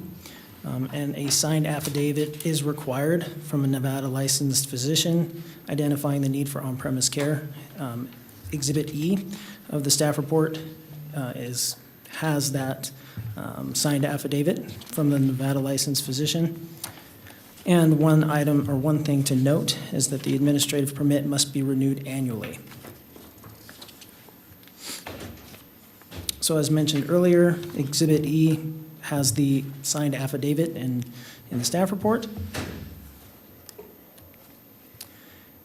And so as far as screening goes, because that is an item that is required by Washoe County Code, is that the RV is to be screened from view of the street. In this case, the RV will be located behind the manufactured home, and the actual street itself is called out on the screen there on the right side as front. That's where the street is located. So being that the RV is going to be located behind that manufactured home, it's completely screened from view of the street, which is in compliance with code. And as due to the RV being a recreational vehicle, it is not a structure and it is not subject to setbacks. However, the proposed location for the RV would be in compliance with setbacks if it were to be a structure. So Washoe County Code Section 110.310.35G requires that no discharge of any litter, sewage, effluent, or other matter shall occur except into sanitary facilities designed to dispose of the material. The project was sent to multiple agencies for review, one of them being the Sun Valley General Improvement District, which provides water and sewer services, and there is a condition of approval in relation to having proper water and sanitation for the RV as far as hookups go. And then the property is served by waste management for garbage disposal. And in addition to that, it was also sent to the building department to ensure that the necessary permits were obtained to have all those connections and things like that, such as electricity, water, and sewer. So as mentioned earlier, the project was sent out to multiple agencies for review. There was a total of 13 agencies that the project was sent to, and a total of 5 agencies provided conditions, and those conditions are included in Exhibit A of the staff report. Proper noticing occurred for the project, and notices were sent to 83 separate property owners within 500 feet of the subject property, and 1 public comment was received. And the 1 public comment that was received is part of the staff report, and then it was really just an inquiry from a neighboring property owner in relation to what was going on with the property. So staff is able to make all 5 required findings as detailed on pages 8 and 9 in the staff report. and staff recommends the Board of Adjustment approve administrative permit case number WADMIN 24-0011 and provides the motion on the screen as well as in the staff report. And I am available for any questions, and I believe the applicant is here as well. Okay, if the applicant would like to make a presentation, now would be a good time.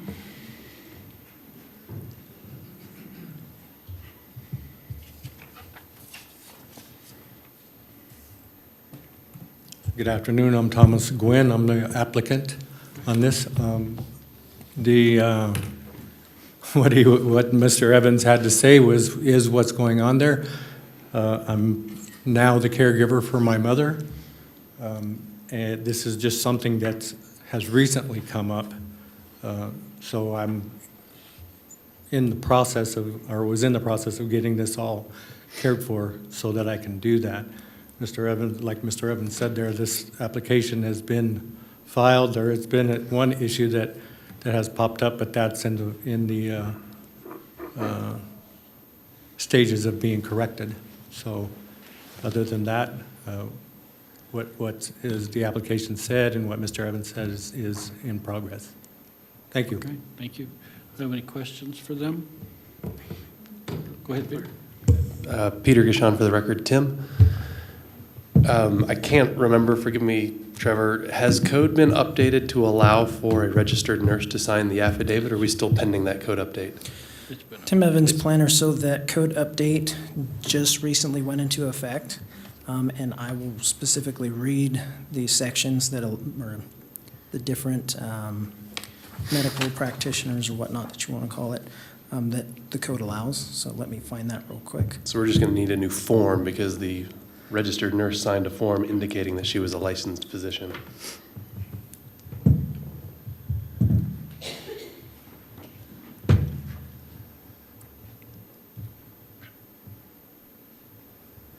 Okay, so as far as Washoe County Code goes, it's section 110, 310.35G states it requires a signed affidavit from a Nevada licensed physician, a nurse practitioner, or a physician's assistant, identifying the need for such on-premise care.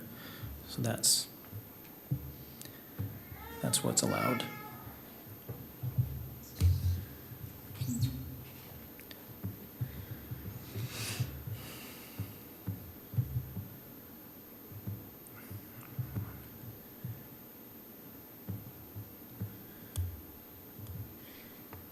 Did that answer your question? Yeah, Tim, that's Oh, I'm all sorry. I needed. Okay. I'm just I know noting that the Tim's sitting there form. looking for some, and I'm. No, the form just says affidavit of physician, so we need to update the form to conform to code Yeah. now. Yeah, that's what I was going to take a look at is Yeah. the actual form itself. I don't have to anything see else. what it said. Okay, all right. Thanks. Let's Well, hope, let's yeah, hope. Oh, and go the ahead. form, that's fine, Leo Horishny, and the form, and obviously I saw on the slide also, the slide is still, that you showed us, only references physicians that have the thing, and so I don't. Right, exactly. Yeah, so the correct terminology is what I read just previously. Okay, let's open up public comment. Do we have any public comment? There is no public comment in chambers or via Zoom. Okay, we'll close public comment, bring it back to the board. Questions, discussion, or I'll open the floor up to a motion.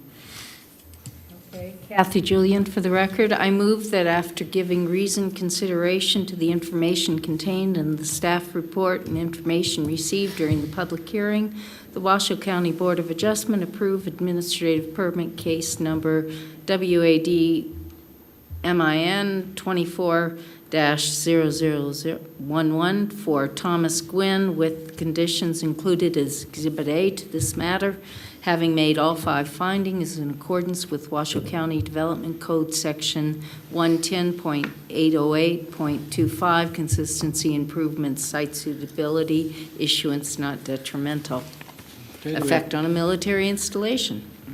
Do we have a second? Leo Horishny for the record, I second. Okay, do we have any further discussion on the matter? Okay, all those in favor, say aye. Aye. Aye. And those opposed, say nay. Motion passes unanimously. Thank you very much. Yeah, thank you. And that brings us on to item D, variance case permit number WPVAR 24-0011 for the Manna variance. I apologize if I said that wrong. Mr. Lloyd, please announce. Yeah, for hearing, discussion, and possible action to approve a variance to reduce the front yard setback from 30 feet to 0 feet to bring an existing legal nonconforming dwelling that was constructed in 1951 into conformance with current setback requirements in order to allow the construction of an addition on an existing dwelling. And representing Washoe County yet again is Planner Tim Evans. It's Tim Day. Where's yours, Tim? Thank you, Tim Evans, planner. So the case before you is variance case number WP VAR 24-0011. So the subject property is located at 2580 Holcomb Ranch Lane. And on the right side of the screen there, you can see the subject parcel is highlighted on the vicinity map. So the subject property is 1.05 acres, and the surrounding parcels around it are similarly developed with single-family dwellings and accessory structures. The property is located within the Southwest Truckee Meadows planning area, and the property is zoned high-density rural. So the request before you for this variance today is to reduce the front yard setback from 30 feet to 0 feet to bring an existing legal nonconforming dwelling into conformance. The dwelling itself was constructed in 1951 prior to the actual adoption of Washoe County Code in 1957. Or excuse me, the Washoe Planning, Zoning and Regulations, let me correct myself. So on the screen there, you can see the site plan that was submitted with the variance application, and the area that is highlighted in yellow is the area subject to this variance. There is, and it's somewhat difficult to see, but on the left side of that yellow box is a 27-foot long or 27-foot wide access easement that runs all the way along the side of that property, runs parallel to the property line, which the actual existing structure goes right up to that 27-foot access easement.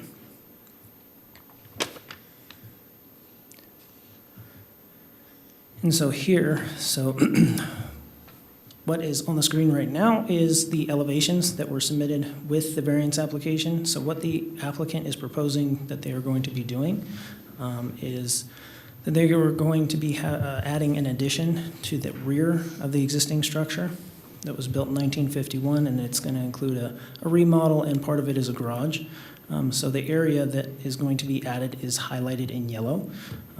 The areas, or the two bottom figures, are the side profiles or side elevations, and then the figure on the right upper side of the screen is the rear elevation, showing the location of the proposed addition. And the proposed addition will be built in this parallel or in line with the existing dwelling exterior wall that is not in conformance with Washoe County Code for the setbacks.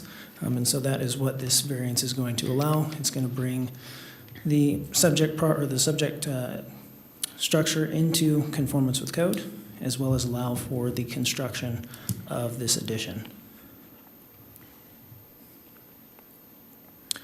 So in relation to the approval of a variance, there are three case scenarios or characteristics that need to be demonstrated in order to show a hardship to approve a variance. One is exceptional narrowness, shallowness, or shape of a specific piece of property. The second is in relation to topographic conditions. And the third is an extraordinary and exceptional situation or condition of the property. So, starting out with number one, in relation to the exceptional narrowness and shape of the property. So the narrowness of the property is, the property is actually 119.35 feet in width, and Washoe County Code requires 150 feet in width. So therefore, this parcel is a legal non-conforming parcel, and it's actually a decent amount less than what's actually required by code, and it is narrow. Adding to that narrowness, an issue with being able to construct on this property with an addition in conformance with code requirements. There is a 27-foot access easement as mentioned earlier. So in combination with the width, the access easement, the required 30-foot setback from that access easement since it's considered a front, and the 15-foot side setback, which would be considered the property boundary on the right side of that figure on the bottom there, substantially reduces the area that the applicant can actually build an addition. So the variance, in this case, it creates a hardship for the applicant.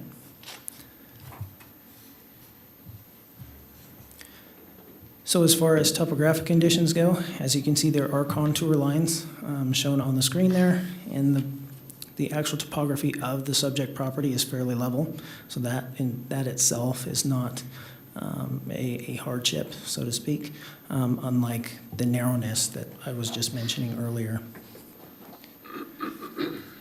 And I apologize for the busyness on this slide, but to just summarize what is on there, the dwelling, as mentioned earlier, was legally constructed in 1951 prior to the adoption of planning and zoning regulations of Washoe County Code, or Washoe County, in 1957, so it is considered legal nonconforming.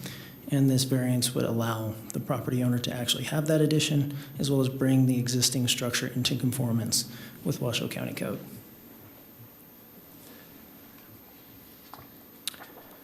So the variance application was sent out to various agencies for review. A total of 14 agencies received the project information, and 3 agencies provided conditions which are included in Exhibit A of the staff report. Proper noticing occurred for this project, and a total of 42 parcels were noticed, and 7 public comments were received. All of those public comments have been provided to the board for review. And just to summarize what the majority, or what those comments entailed, 4 of the comments were just general inquiries, and the remaining 3 comments were in support of the variance. So staff is able to make all 5 required findings as detailed on pages 10 and 11 of the staff report. And staff recommends the Board of Adjustment approve variance case number WPVAR 24-0011 and provides the motion on the screen as well as in the staff report. And I'm available for any questions, and I believe the applicant is as well. Okay. The applicant would like to give his or her presentation. Now's a good time.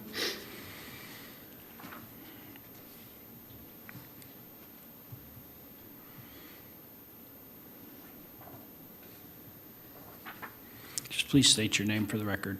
Okay. Hi, I'm Matt Manna, the owner. Thanks for hearing us. Sure. I'm new to this whole thing.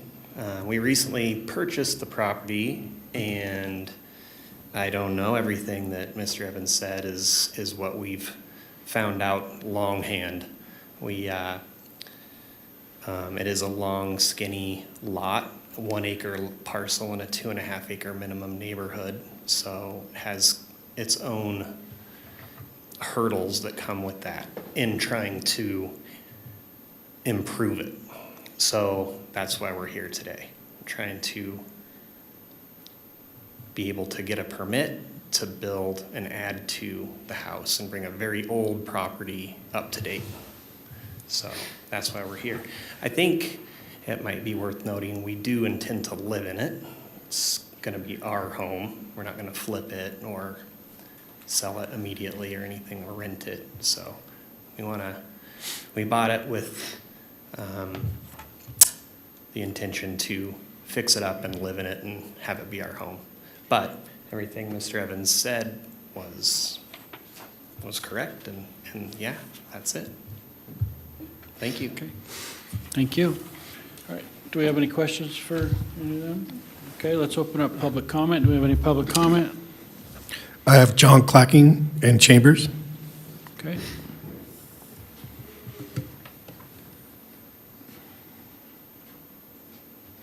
Hi, thank you for having me down here today and inviting me. I live at 2620 Holcomb Ranch Lane.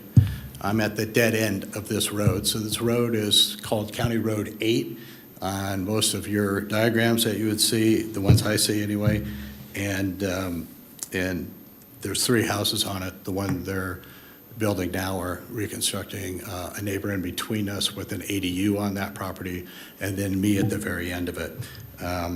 And just so I can say at the start here, I've recently met Matt and his wife, and my other neighbor I've known for about 8 years. I've been in that property, on my property at the very end, 19 years. So I go through easements. And I will say what Matt say, I don't know anything about this type of thing either, so I'm concerned basically about my own property and where I'm going with this here, and that it doesn't put any, in a sense, handcuffs on me. I'm looking at selling my property right now, and there's a lot of value in some extra acreage I have and how many houses can be built in regards to this here. So, so it's 2580 Matt's house. I'm at, there's another house at 2600 I just mentioned on that road. This is a gravel road that goes back there. And then I'm at 2620. I've been there 19 years, I've said. So my background is not in easements or in things that have been mentioned earlier by Mr. Evans, but I was told the easement was going to move from 30 feet to 27 feet.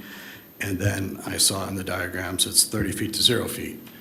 I don't know what that means. I don't know how that affects anything to be for my easements to go back. And maybe that could be answered very quickly, and I don't have to worry about that, but that's what I was told of. And so what I'm trying to do is, get these answers to what this could do with my property or the potential for my property in the future, as I mentioned. I was asked to give my approval to get this through in a faster way, I guess, without having to come to the county by Matt and his partner Ryan on this back in July, and I was told if I just gave them the approval, that would be fine. 2 months later, I was given in September a 7-page amendment and partial abandonment to right of easement and a quick claim deed. Well, you can see how that got me a little excited. Well, what does that mean? You know, I know what a quick claim deed is, and I was a little concerned about that, although, again, I think this was a problem of communication and getting to understand how this worked. And I was told at that time that under a 30-foot easement, that they were going to a 27-foot easement, that would allow for 6 houses to be built in that area versus the 4 I'm sorry. that are currently there. I apologize. Your 3 minutes is up, sir. I'm sorry. Okay. Do we have any other public comment? Chambers or via Zoom. Okay. With that, we'll close public comment, bring it back to the board. Go ahead, Ms. Julian. Kathy Julian for the record. If we could have Mr. Evans please address some of those queries that the public speaker made, and just because now I'm confused. Thank you. Tim Evans, planner. So in relation to what was being discussed earlier, I think there's confusion in relation to the actual term itself, setback versus easement. There is a 27-foot easement on the access easement on this property. That's not being touched at all. The setback is measured from the edge of that access easement 30 feet back. So that is what's being reduced, not the easement itself. The easement's not going to be touched as part of this variance. The variance is only specific to reducing the setback from 30 feet down to 0 feet. So the net, Kathy Julian for the record, the net effect will be, if you were driving down that road, you're going to have the property, the building, the enlarged building, pretty close to the edge of the road, right? Correct, exactly. And I think that's why, correct me if I'm wrong, they made some specification from the fire department, made some observations about materials or something, fire safety, something like that. They've opined on that. That would be my concern, that the access to those homes at the end of the street is secure for emergency vehicles. Thank you. Exactly, so to address that. So as far as, like I said, the access itself is going to stay exactly the same. It's not going to change at all. The the actual addition that is going to be made is going to be in line with the existing dwelling. So everything is going to remain the same. It's just an addition is going to be added to the rear of the existing dwelling. So access will remain exactly as it is today. Good. Go ahead. For the record, Don Christensen, I think this is mostly for Tim. Recently, I've become just incredibly aware of what easements are and what they do. So I have a couple of questions for this 27-foot easement. Is it access-only easement, or is it a utility easement? Is there stuff buried underneath? And who is the beneficiary of that easement? I realize ownership belongs to the homeowner, but somebody benefits from this easement. Who's that? Right, exactly. Tim Evans, planner. So as far as who has rights to that exact easement, that's beyond what I can make a determination of. But just looking at what that easement's purpose is, it's an access easement, so it would be to serve as roadway access to the parcels that are beyond the subject parcel. So that's as far as I can see. But who has actual rights to use it, whether it's public, private, that type of thing, I don't have that ability or legal authority to make a call on who exactly has rights to use it. So no one's exerted any particular opinion or objection. 27 foot is a pretty good easement for width. So no one's made an objection to this. To this point, up until now, I haven't received any objections or anything like that from property owners beyond. I have spoke with the public commenter earlier over the past couple months and things like that to address some of the concerns in relation to the access easement. Originally, there was discussions of an abandonment instead of doing a variance. But the applicant decided to go the variance route instead of doing an abandonment, which in that case, it would be a completely different set of circumstances and changing the easement and things like that. So the variance is the option that has the least impact on the property itself, as well as keeping access as it currently sits to serve the existing parcels behind the subject parcel. Thank you. Leo Horishny for the record. I'm not 100% sure I got the right address. I went to look at the property today. What I believe was the right property. So I'm confused in that it looks like any existing dwelling has been torn down. So again, this could be me. Tim Evans, planner. So as far as I'm aware, the existing dwelling is still intact. Okay, because very close to 2580 Holcomb you can see the easement. It's a kind of for lack of a better word, a maintained dirt road that goes to the back, and there are 3 properties there. You can see that there's the one footings and structure there in the front, and there are some walls and framing partly up, but there's no home there. There's no there. But again, there's also no real good markings there either. So that could be me. But the idea of the easement, looking at what I saw, is basically the driveway / road that is very generous going back to the other 3 properties, and the idea that this home would need to have a 0 setback to the easement, totally makes sense and is not unreasonable. But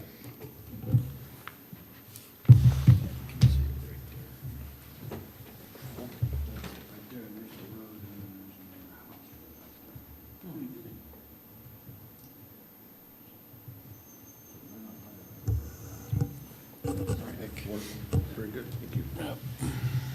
Chair, if you can put on the record the conversation. Oh, The I'm quorum. sorry, I showed him Washoe County Assessor's map of the Satellite. property. Yeah, so that he could have a visual of what we're talking about here, so he can better understand it. Any other questions, comments? No? Okay, I'll entertain a motion. Leo Horishny for the record. I move that after giving reasoned consideration to the information contained in the staff report and information received during the public hearing, the Washoe County Board of Adjustment approves variance case number WPVAR 24-0011 for Matt and Amanda Manna, with the conditions of approval included as Exhibit A for this matter, having made all 4 required findings in accordance with Washoe County Development Code, Section 110-804-25. Those being special circumstances, no detriment, no special privileges, use authorized, or effect on a military installation. All right, do we have a second? Kathy Jillian, for the record, I second. Do we have any discussion on the matter? Okay, all those in favor say aye. Aye. Aye. Any opposed, say nay. Okay, motion passes unanimously. Got it. At this time, we're going to take a 10-minute break, so we will come back at 3:31.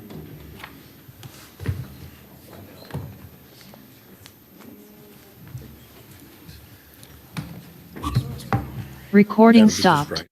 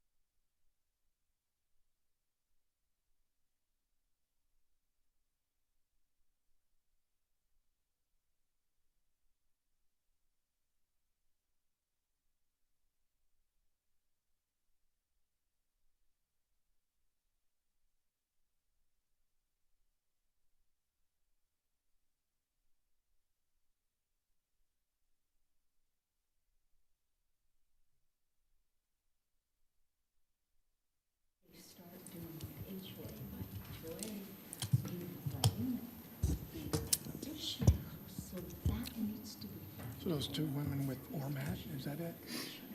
Stacy's the Oh. Good job.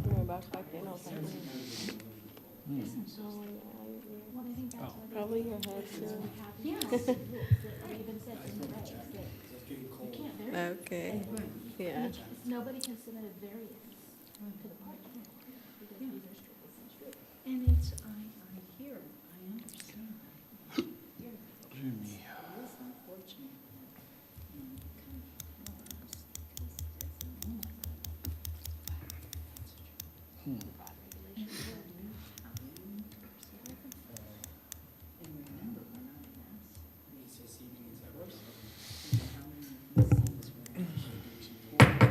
No, Is it at 3:31? yeah, but But Dawn's late. There's Don up. There he is. run, Don, run. Run, Dawn, run. Come on, Forrest. We have to get him a Segway. It'll warm you up. Yeah, we gotta use our restroom first and then we come back and chat. Next time. I'm gonna not let you guys talk to each other.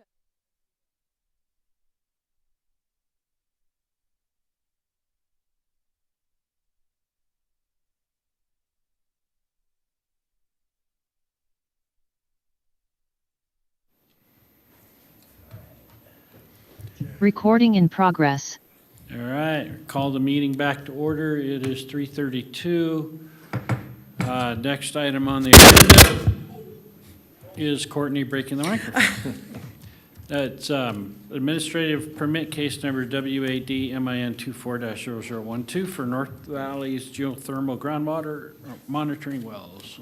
Mr. Lloyd, please announce. Yeah, for hearing, discussion, and possible action to approve an administrative permit for the construction and drilling of up to 5 groundwater monitoring wells associated with an existing geothermal plant. The construction will involve improvements in grading of an access road and for the grading of the well pads for a total of 3.73 acres of land disturbance. The applicants are also requesting to vary applicable parking, screening, and landscaping requirements as specified in the staff report. Representing Washoe County once again on this item is Senior Planner Courtney Wyke. All right, Courtney, floor is yours. Okay, thank you. Good afternoon, Courtney Wyke, Senior Planner with Washoe County. The item before you is an administrative permit for WAD-MIN 24-0012 for North Valley geothermal groundwater monitoring wells.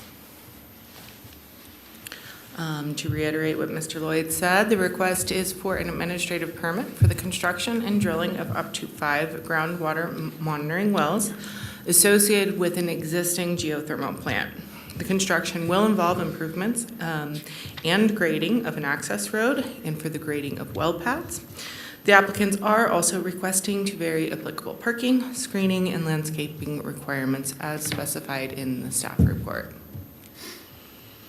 The project area spans 2 parcels totaling approximately 58,880 acres.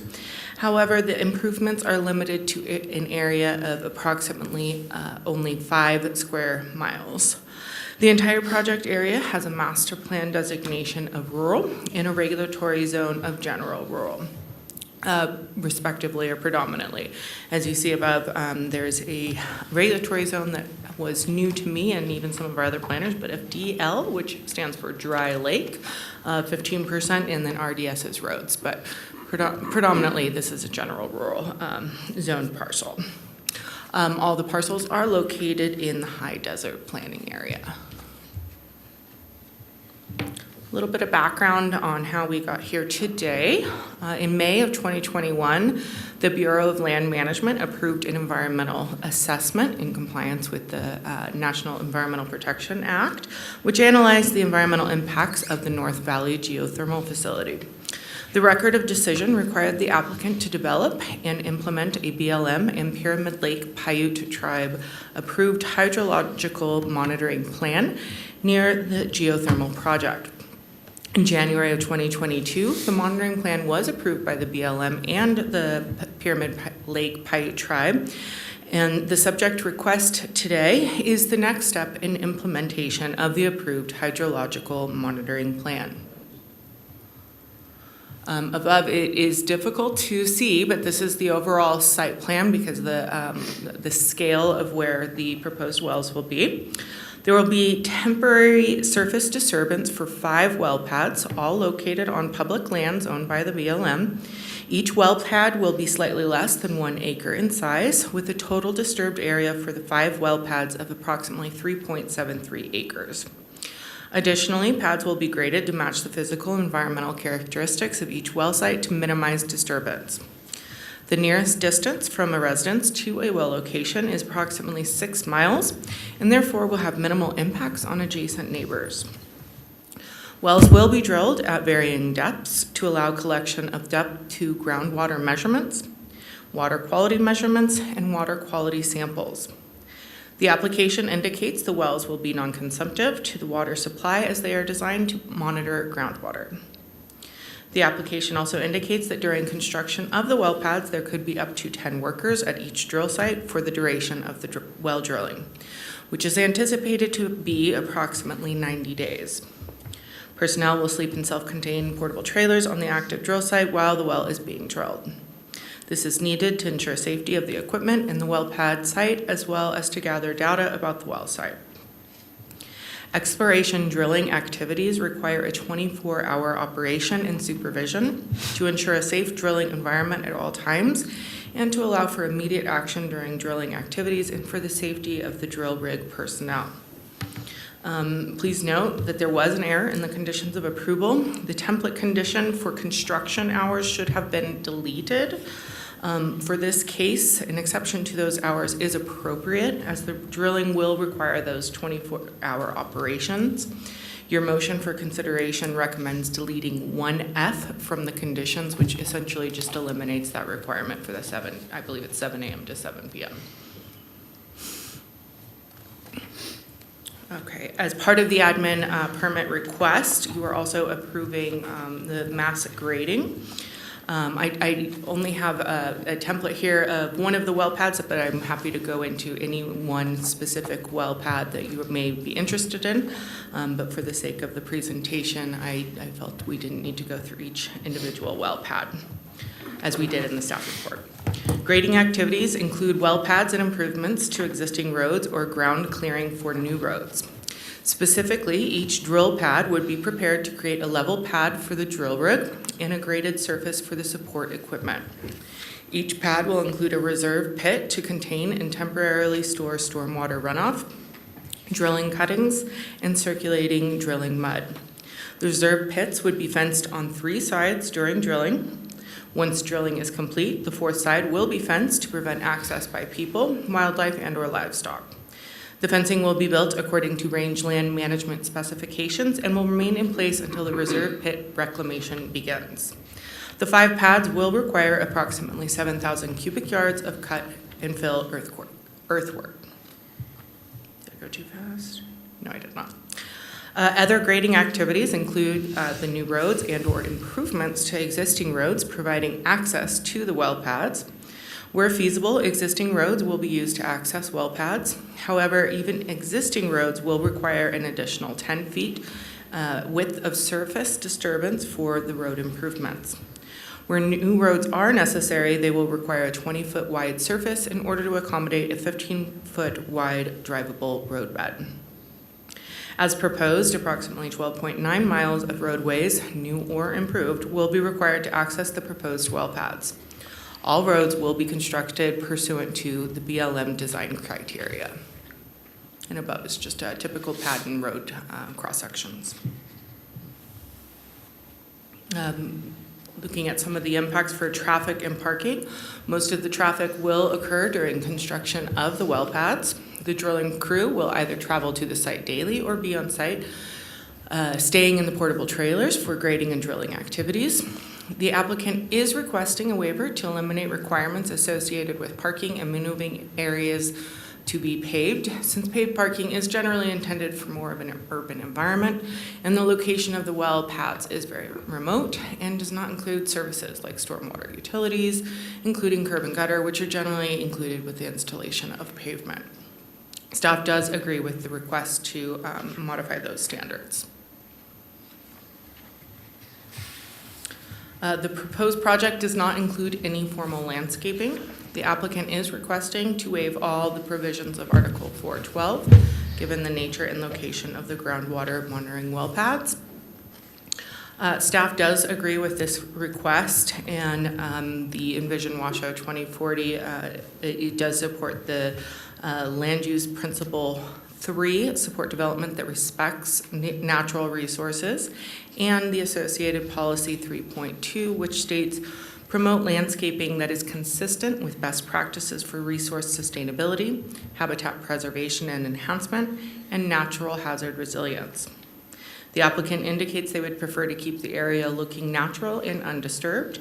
Efforts in grading when clearing the land, including preserving the topsoil, will help to ensure the success of reestablishing the native vegetation after it has been disturbed by the grading process. No formal landscaping is proposed, as it will not reflect the character of the high desert planting area. The application also indicates they will be required to comply with BLM requirements to reclaim disturbed sites to the pre-disturbed condition, which would be counterintuitive to requiring landscaping. And therefore, to reiterate, staff does agree with this request. As part of the submittal process, administrative permits do require a neighborhood meeting. The applicant held one on October 22nd from 5:30 to 6:30. Notices were mailed to 36 property owners approximately within 15 miles of the project site. The meeting was hosted virtually and 5 people participated. An overview of the project was presented and questions were asked related to the well locations, impacts to water resources, groundwater contamination, and next steps. The meeting materials, including a recording of the neighborhood meeting presentation, are included as Exhibit E. All appropriate agencies and county departments did receive notice of the application, and all conditions required by the contacted agencies can be found in Exhibit A, Conditions of Approval. There was no opposition to the request as a result or concerns expressed. Public notice for today's meeting was sent to 39 parcels, notice to probably my largest buffer to get that minimum 30 individual parcel owners, 100,000 feet or 18 miles from the subject site. And we received one email in response, and that was predominantly just asking what's going on in the area and not related to the project. Staff does believe that we can make all of the 5 required findings as detailed in the staff report. And I have provided a motion overhead. When we get to that point, we can maybe ask that admin put this up. This does include the request to, or the recommendation that is to remove the condition regarding construction hours, as well as to make clear that you are also approving the modification to the parking and landscaping requirements if you so choose. With that, that concludes my presentation. I'm available for questions, and the applicant is also here and has a presentation themselves. Thank you.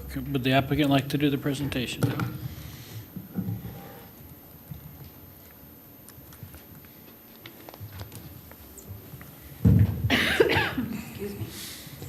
Good afternoon, Stacy Huggins with Wood Rogers for the record. I do have a presentation, but honestly, Courtney did a great job of summarizing, and my presentation would really just be a duplicate of what she said. So rather than me going through all of that information again, I would just offer that myself and representatives from ORMAT are here to answer any specific questions that you might have. Okay. Thank you. Does anybody have any questions for them? I've got, oh, go ahead, Peter. Peter Gishon for the record. To satisfy my own curiosity, not understanding how geothermal works, we have an existing plant, and we're only setting up monitoring after it's been installed. It kind of seems like the cart's coming way after the horse. Stacy Huggins for the record. I will start to answer this question, and if we need to get into more depth, I'll defer to Ormat. But yes, there is an existing geothermal plant. The North Valley's geothermal facility was approved back in the early 2020s. And that plant has been in operation for a while, but as Courtney mentioned, as part of the EA associated with that project, ORMAT needed to establish a monitoring program for hydrologic sources, and they worked very closely with BLM and the Pyramid Lake, sorry, my mouth is a mess, Pyramid Lake Paiute tribe, there it is, to identify the location of these wells to ensure that as the geothermal facility is operating, that it is not impacting the water resources south of the site going into the tribal land. Does that help answer your question? It makes total sense. It just still seems backwards. Like I would think you would want to have your monitoring in place before the facility is actually up and running, but. The intent is to make sure that the plant in its operation is not impacting the water now that it's operating, not prior to being operational. Makes sense. Leo Harishny for the record. So I went out there and unfortunately had a Camry, so I only went to the edge of the paved road. So I believe this is the plant, and that's a question I have. The plant, if it's the one that you're discussing, is the one next to the Empire Farm? South of Empire. I am not familiar with that, but maybe you could pull my presentation up. I have a map in there, sorry. Okay. Yeah, and that was another, that isn't necessarily with you, that was another thing I had a question with Courtney and the map resources, but that's for later, that's not your problem. I'll try to pull up a map. We'll see if we can Okay. help locate it.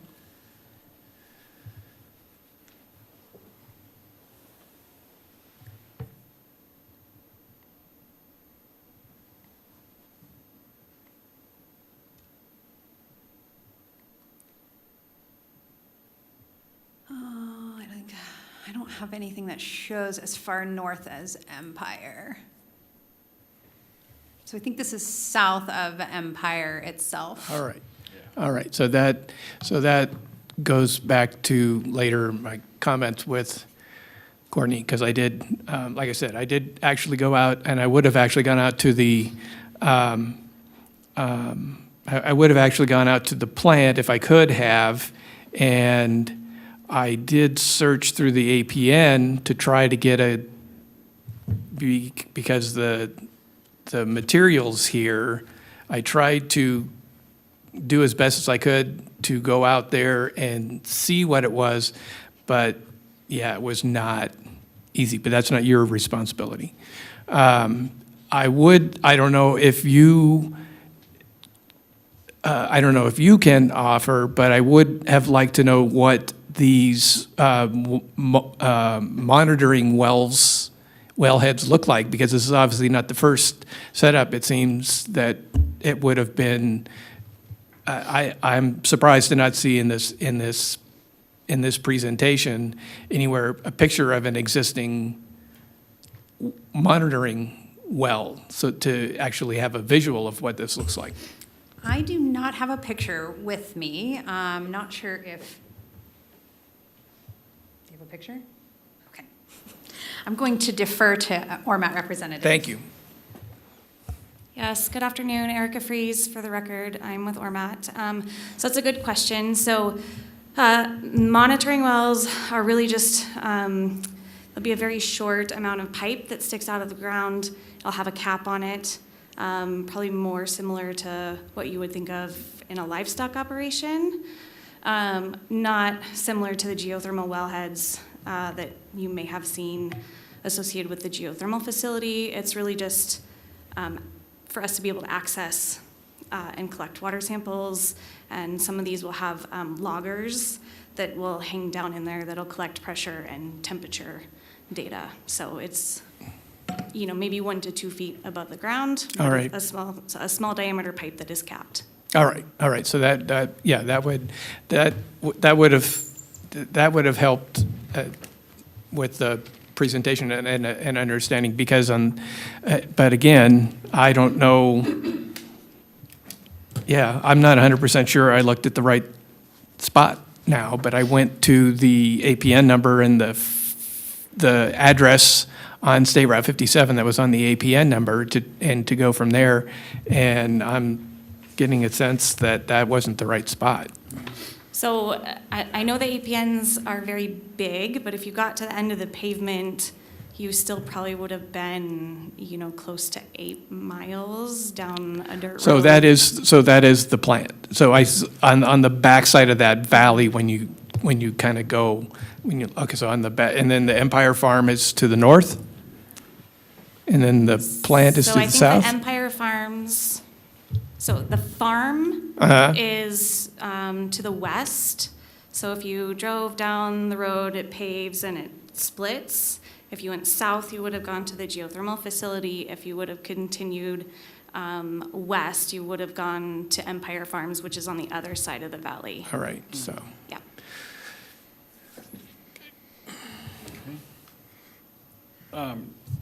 That it? Okay, let's open up public comment. Do we have any public comment? There is no public comment in chambers, and on Zoom, there are no hands raised. Okay, we'll No hands raised.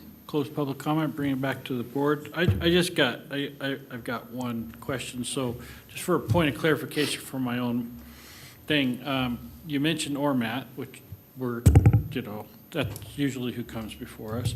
But this permits for North Valley's geothermal groundwater monitoring wells. Is that the same company? I would assume it is, right? Yeah, so Erica Fries, for the record. So I think the permit application has ORNI 36. So that is the entity that owns the North Valley Geothermal Facility, but that is a subsidiary of ORMAT. Okay. Yeah. Thank you for a point of clarification. Okay, do we have any questions for them or any discussion? I just have Leo Harishny for the record. Courtney, it's been a couple of months, and I just want to, I can put you on the spot. I'm going to put the process on the spot. When it comes to these rural ones, I'm sorry, I don't feel that the APN number is good enough. I mean, I can't go to every one of them, but I'd like to try. And so I'm just curious. I'm just curious from a bigger perspective why it is that on the APN number on that whole sheet on there, the GPS numbers aren't on there. That would be a huge improvement. And in this day and age, I mean, if you have a phone, you have access to GPS. So why it is that the county and the records and all that material, and because I don't have it here, so I can't pull it up, but the APN record number, when you look on there, there's not even a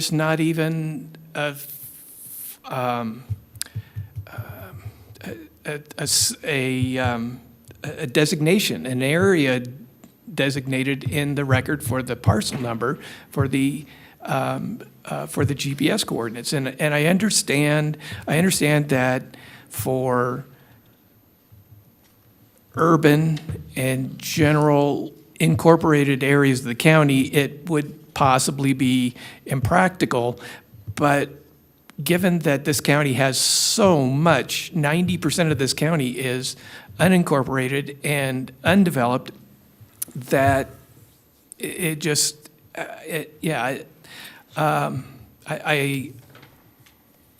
I went to the record, and the one record that had an address on there, I went to that address, and I tried to Google that address to get there, and it seemed like it was near Empire, and there's an RV place there, but then the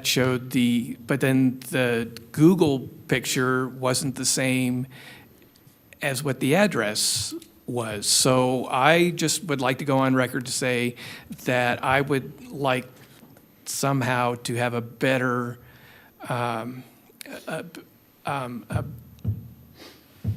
better process and a better way of identifying, because especially when we're talking about 12 12 miles and 20 miles, and when I came into Empire and I'm looking out behind Empire, where I possibly incorrectly was looking at, you could see 5 less than 1 acre wellheads. The description of the wellhead helps me, be less concerned about the visual impact, but it was, it potentially, if there's a 10 or 15-foot, piece of piping on there, it would definitely have been a visual disturbance to that area. But again, if that's the right spot. Board Member Harishni, if I may, and this is more of a management decision. I know about 10 years ago, we used to have the township section and range numbers, but I felt that throughout the process, nobody was really looking at those. What I would recommend, and I think we can do a better job of this, is provide more of a location descriptor, maybe using major highways, major intersections, and a distance north or south, for example, from such a location. I think that would be a huge help. Yeah, that would be a understood. huge help. Okay, we can certainly implement that. And not just for me. It just seems that in the interest of transparency, in the interest of being accurate, and again, because we're talking about real property here, small r, real property, but we are talking about real property here. So, this isn't the first time, we had this up, so I'm just going to take my chance to say, because the maps here, and I understand that because this was a wide area, that you needed a small piece of a wider satellite map to identify where it was going, but it still was not easy for me, for us to, it was a nice drive, and that was, our intent was why we went out there anyway, but it was not a successful drive, let's put it this way, and that was, Understood. That wasn't good. I have one small.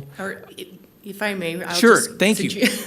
Courtney Wakey, Senior Planner. I just want to add as another tool or resource, and Please. you may already be familiar with this, because you are correct. Oftentimes, a lot of these rural parcels actually aren't even assigned an address. So if you're trying to use your phone to put in an address on Google Maps, you're not going to get that. Yeah. I think Mr. Lights provided another option. We'll continue to work on that. But if you're familiar with our Washoe Regional Mapping System, our online GIS system here at Washoe County, that's something that we could provide to you as a link, and you would be able to put that APN and at least have another tool and a resource for you to be able to navigate in some of those rural So how is parcels. that different than the APN? And that you would put the APN in there, and you'd be able to go directly to it. And I just didn't know if you were familiar with what. Well, what and that works. was, so I don't know which I don't know what location I went to, because I did search the APN. I did go to the county website. did? Okay. And I did do the APN, and Still still, didn't help you. no. Okay. It did I not. thought I was going to at least. Yeah, verify, no, 'cause it's I a did, great tool. I did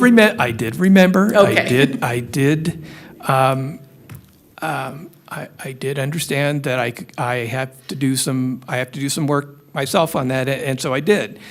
But it's still, I don't feel it was, Understood. I don't think it was good. Okay, thank you. One small correction, it's not an important one. On page 54, the exhibit, the top of the, so on 53 in Exhibit A, the project name, and there were 5 names listed. On 54, it describes US-NV-5072 New Washoe City 65-foot monopole.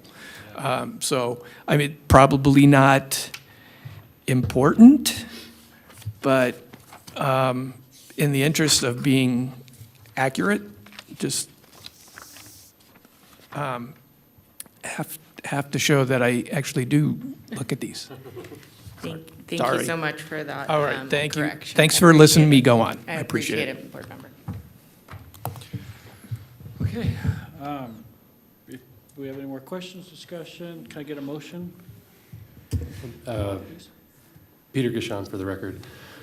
I move that after giving reasoned consideration to the information contained in the staff report and information received during the public hearing, the Board of Adjustment approve administrative permit case number W admin 24-0012 for Orny 36 LLC with the conditions included as Exhibit A to this matter, except condition 1F, which will be deleted, having made all 5 findings in accordance with Washoe County Development Code Section 110.808.25.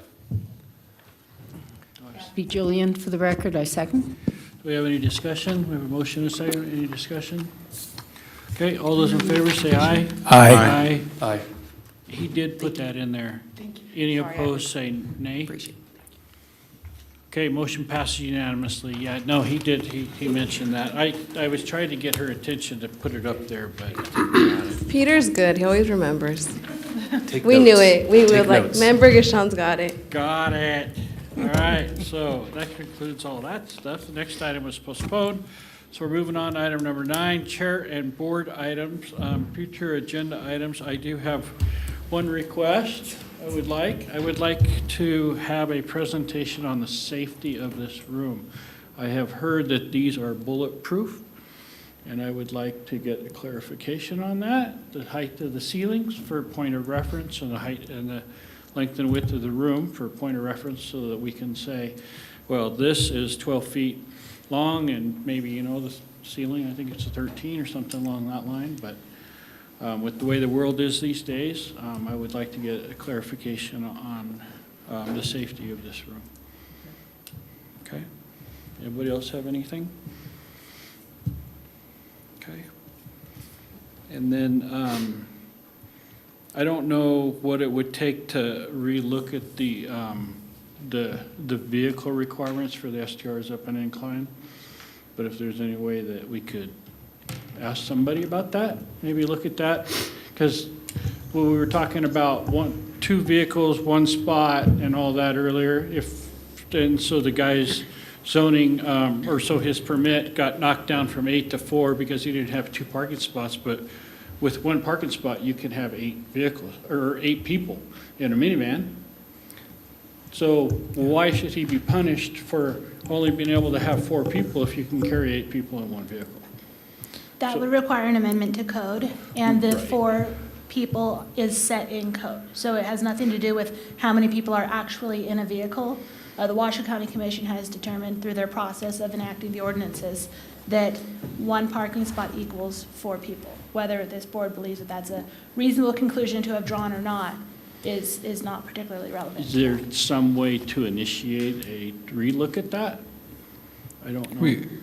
Actually, there was a good deal of discussion when the code was initially adopted at that very matter in terms of what should those numbers be, what should they look like, and it was determined after a good deal of analysis that 4 people per car is an appropriate number when determining, how many people how many occupants should Okay. occupy a short-term rental. Okay. All right. Okay, well, that's anybody else have anything? No? Request for information from staff? No? All right. Report of previous Board of Adjustment items? Nothing to report. Okay. Legal? Nothing, thank you. All right. Last general public comment. Do we have any public comment? No further public comment. Okay. And with that, then we are adjourned 4:03. Thank you. Thank you.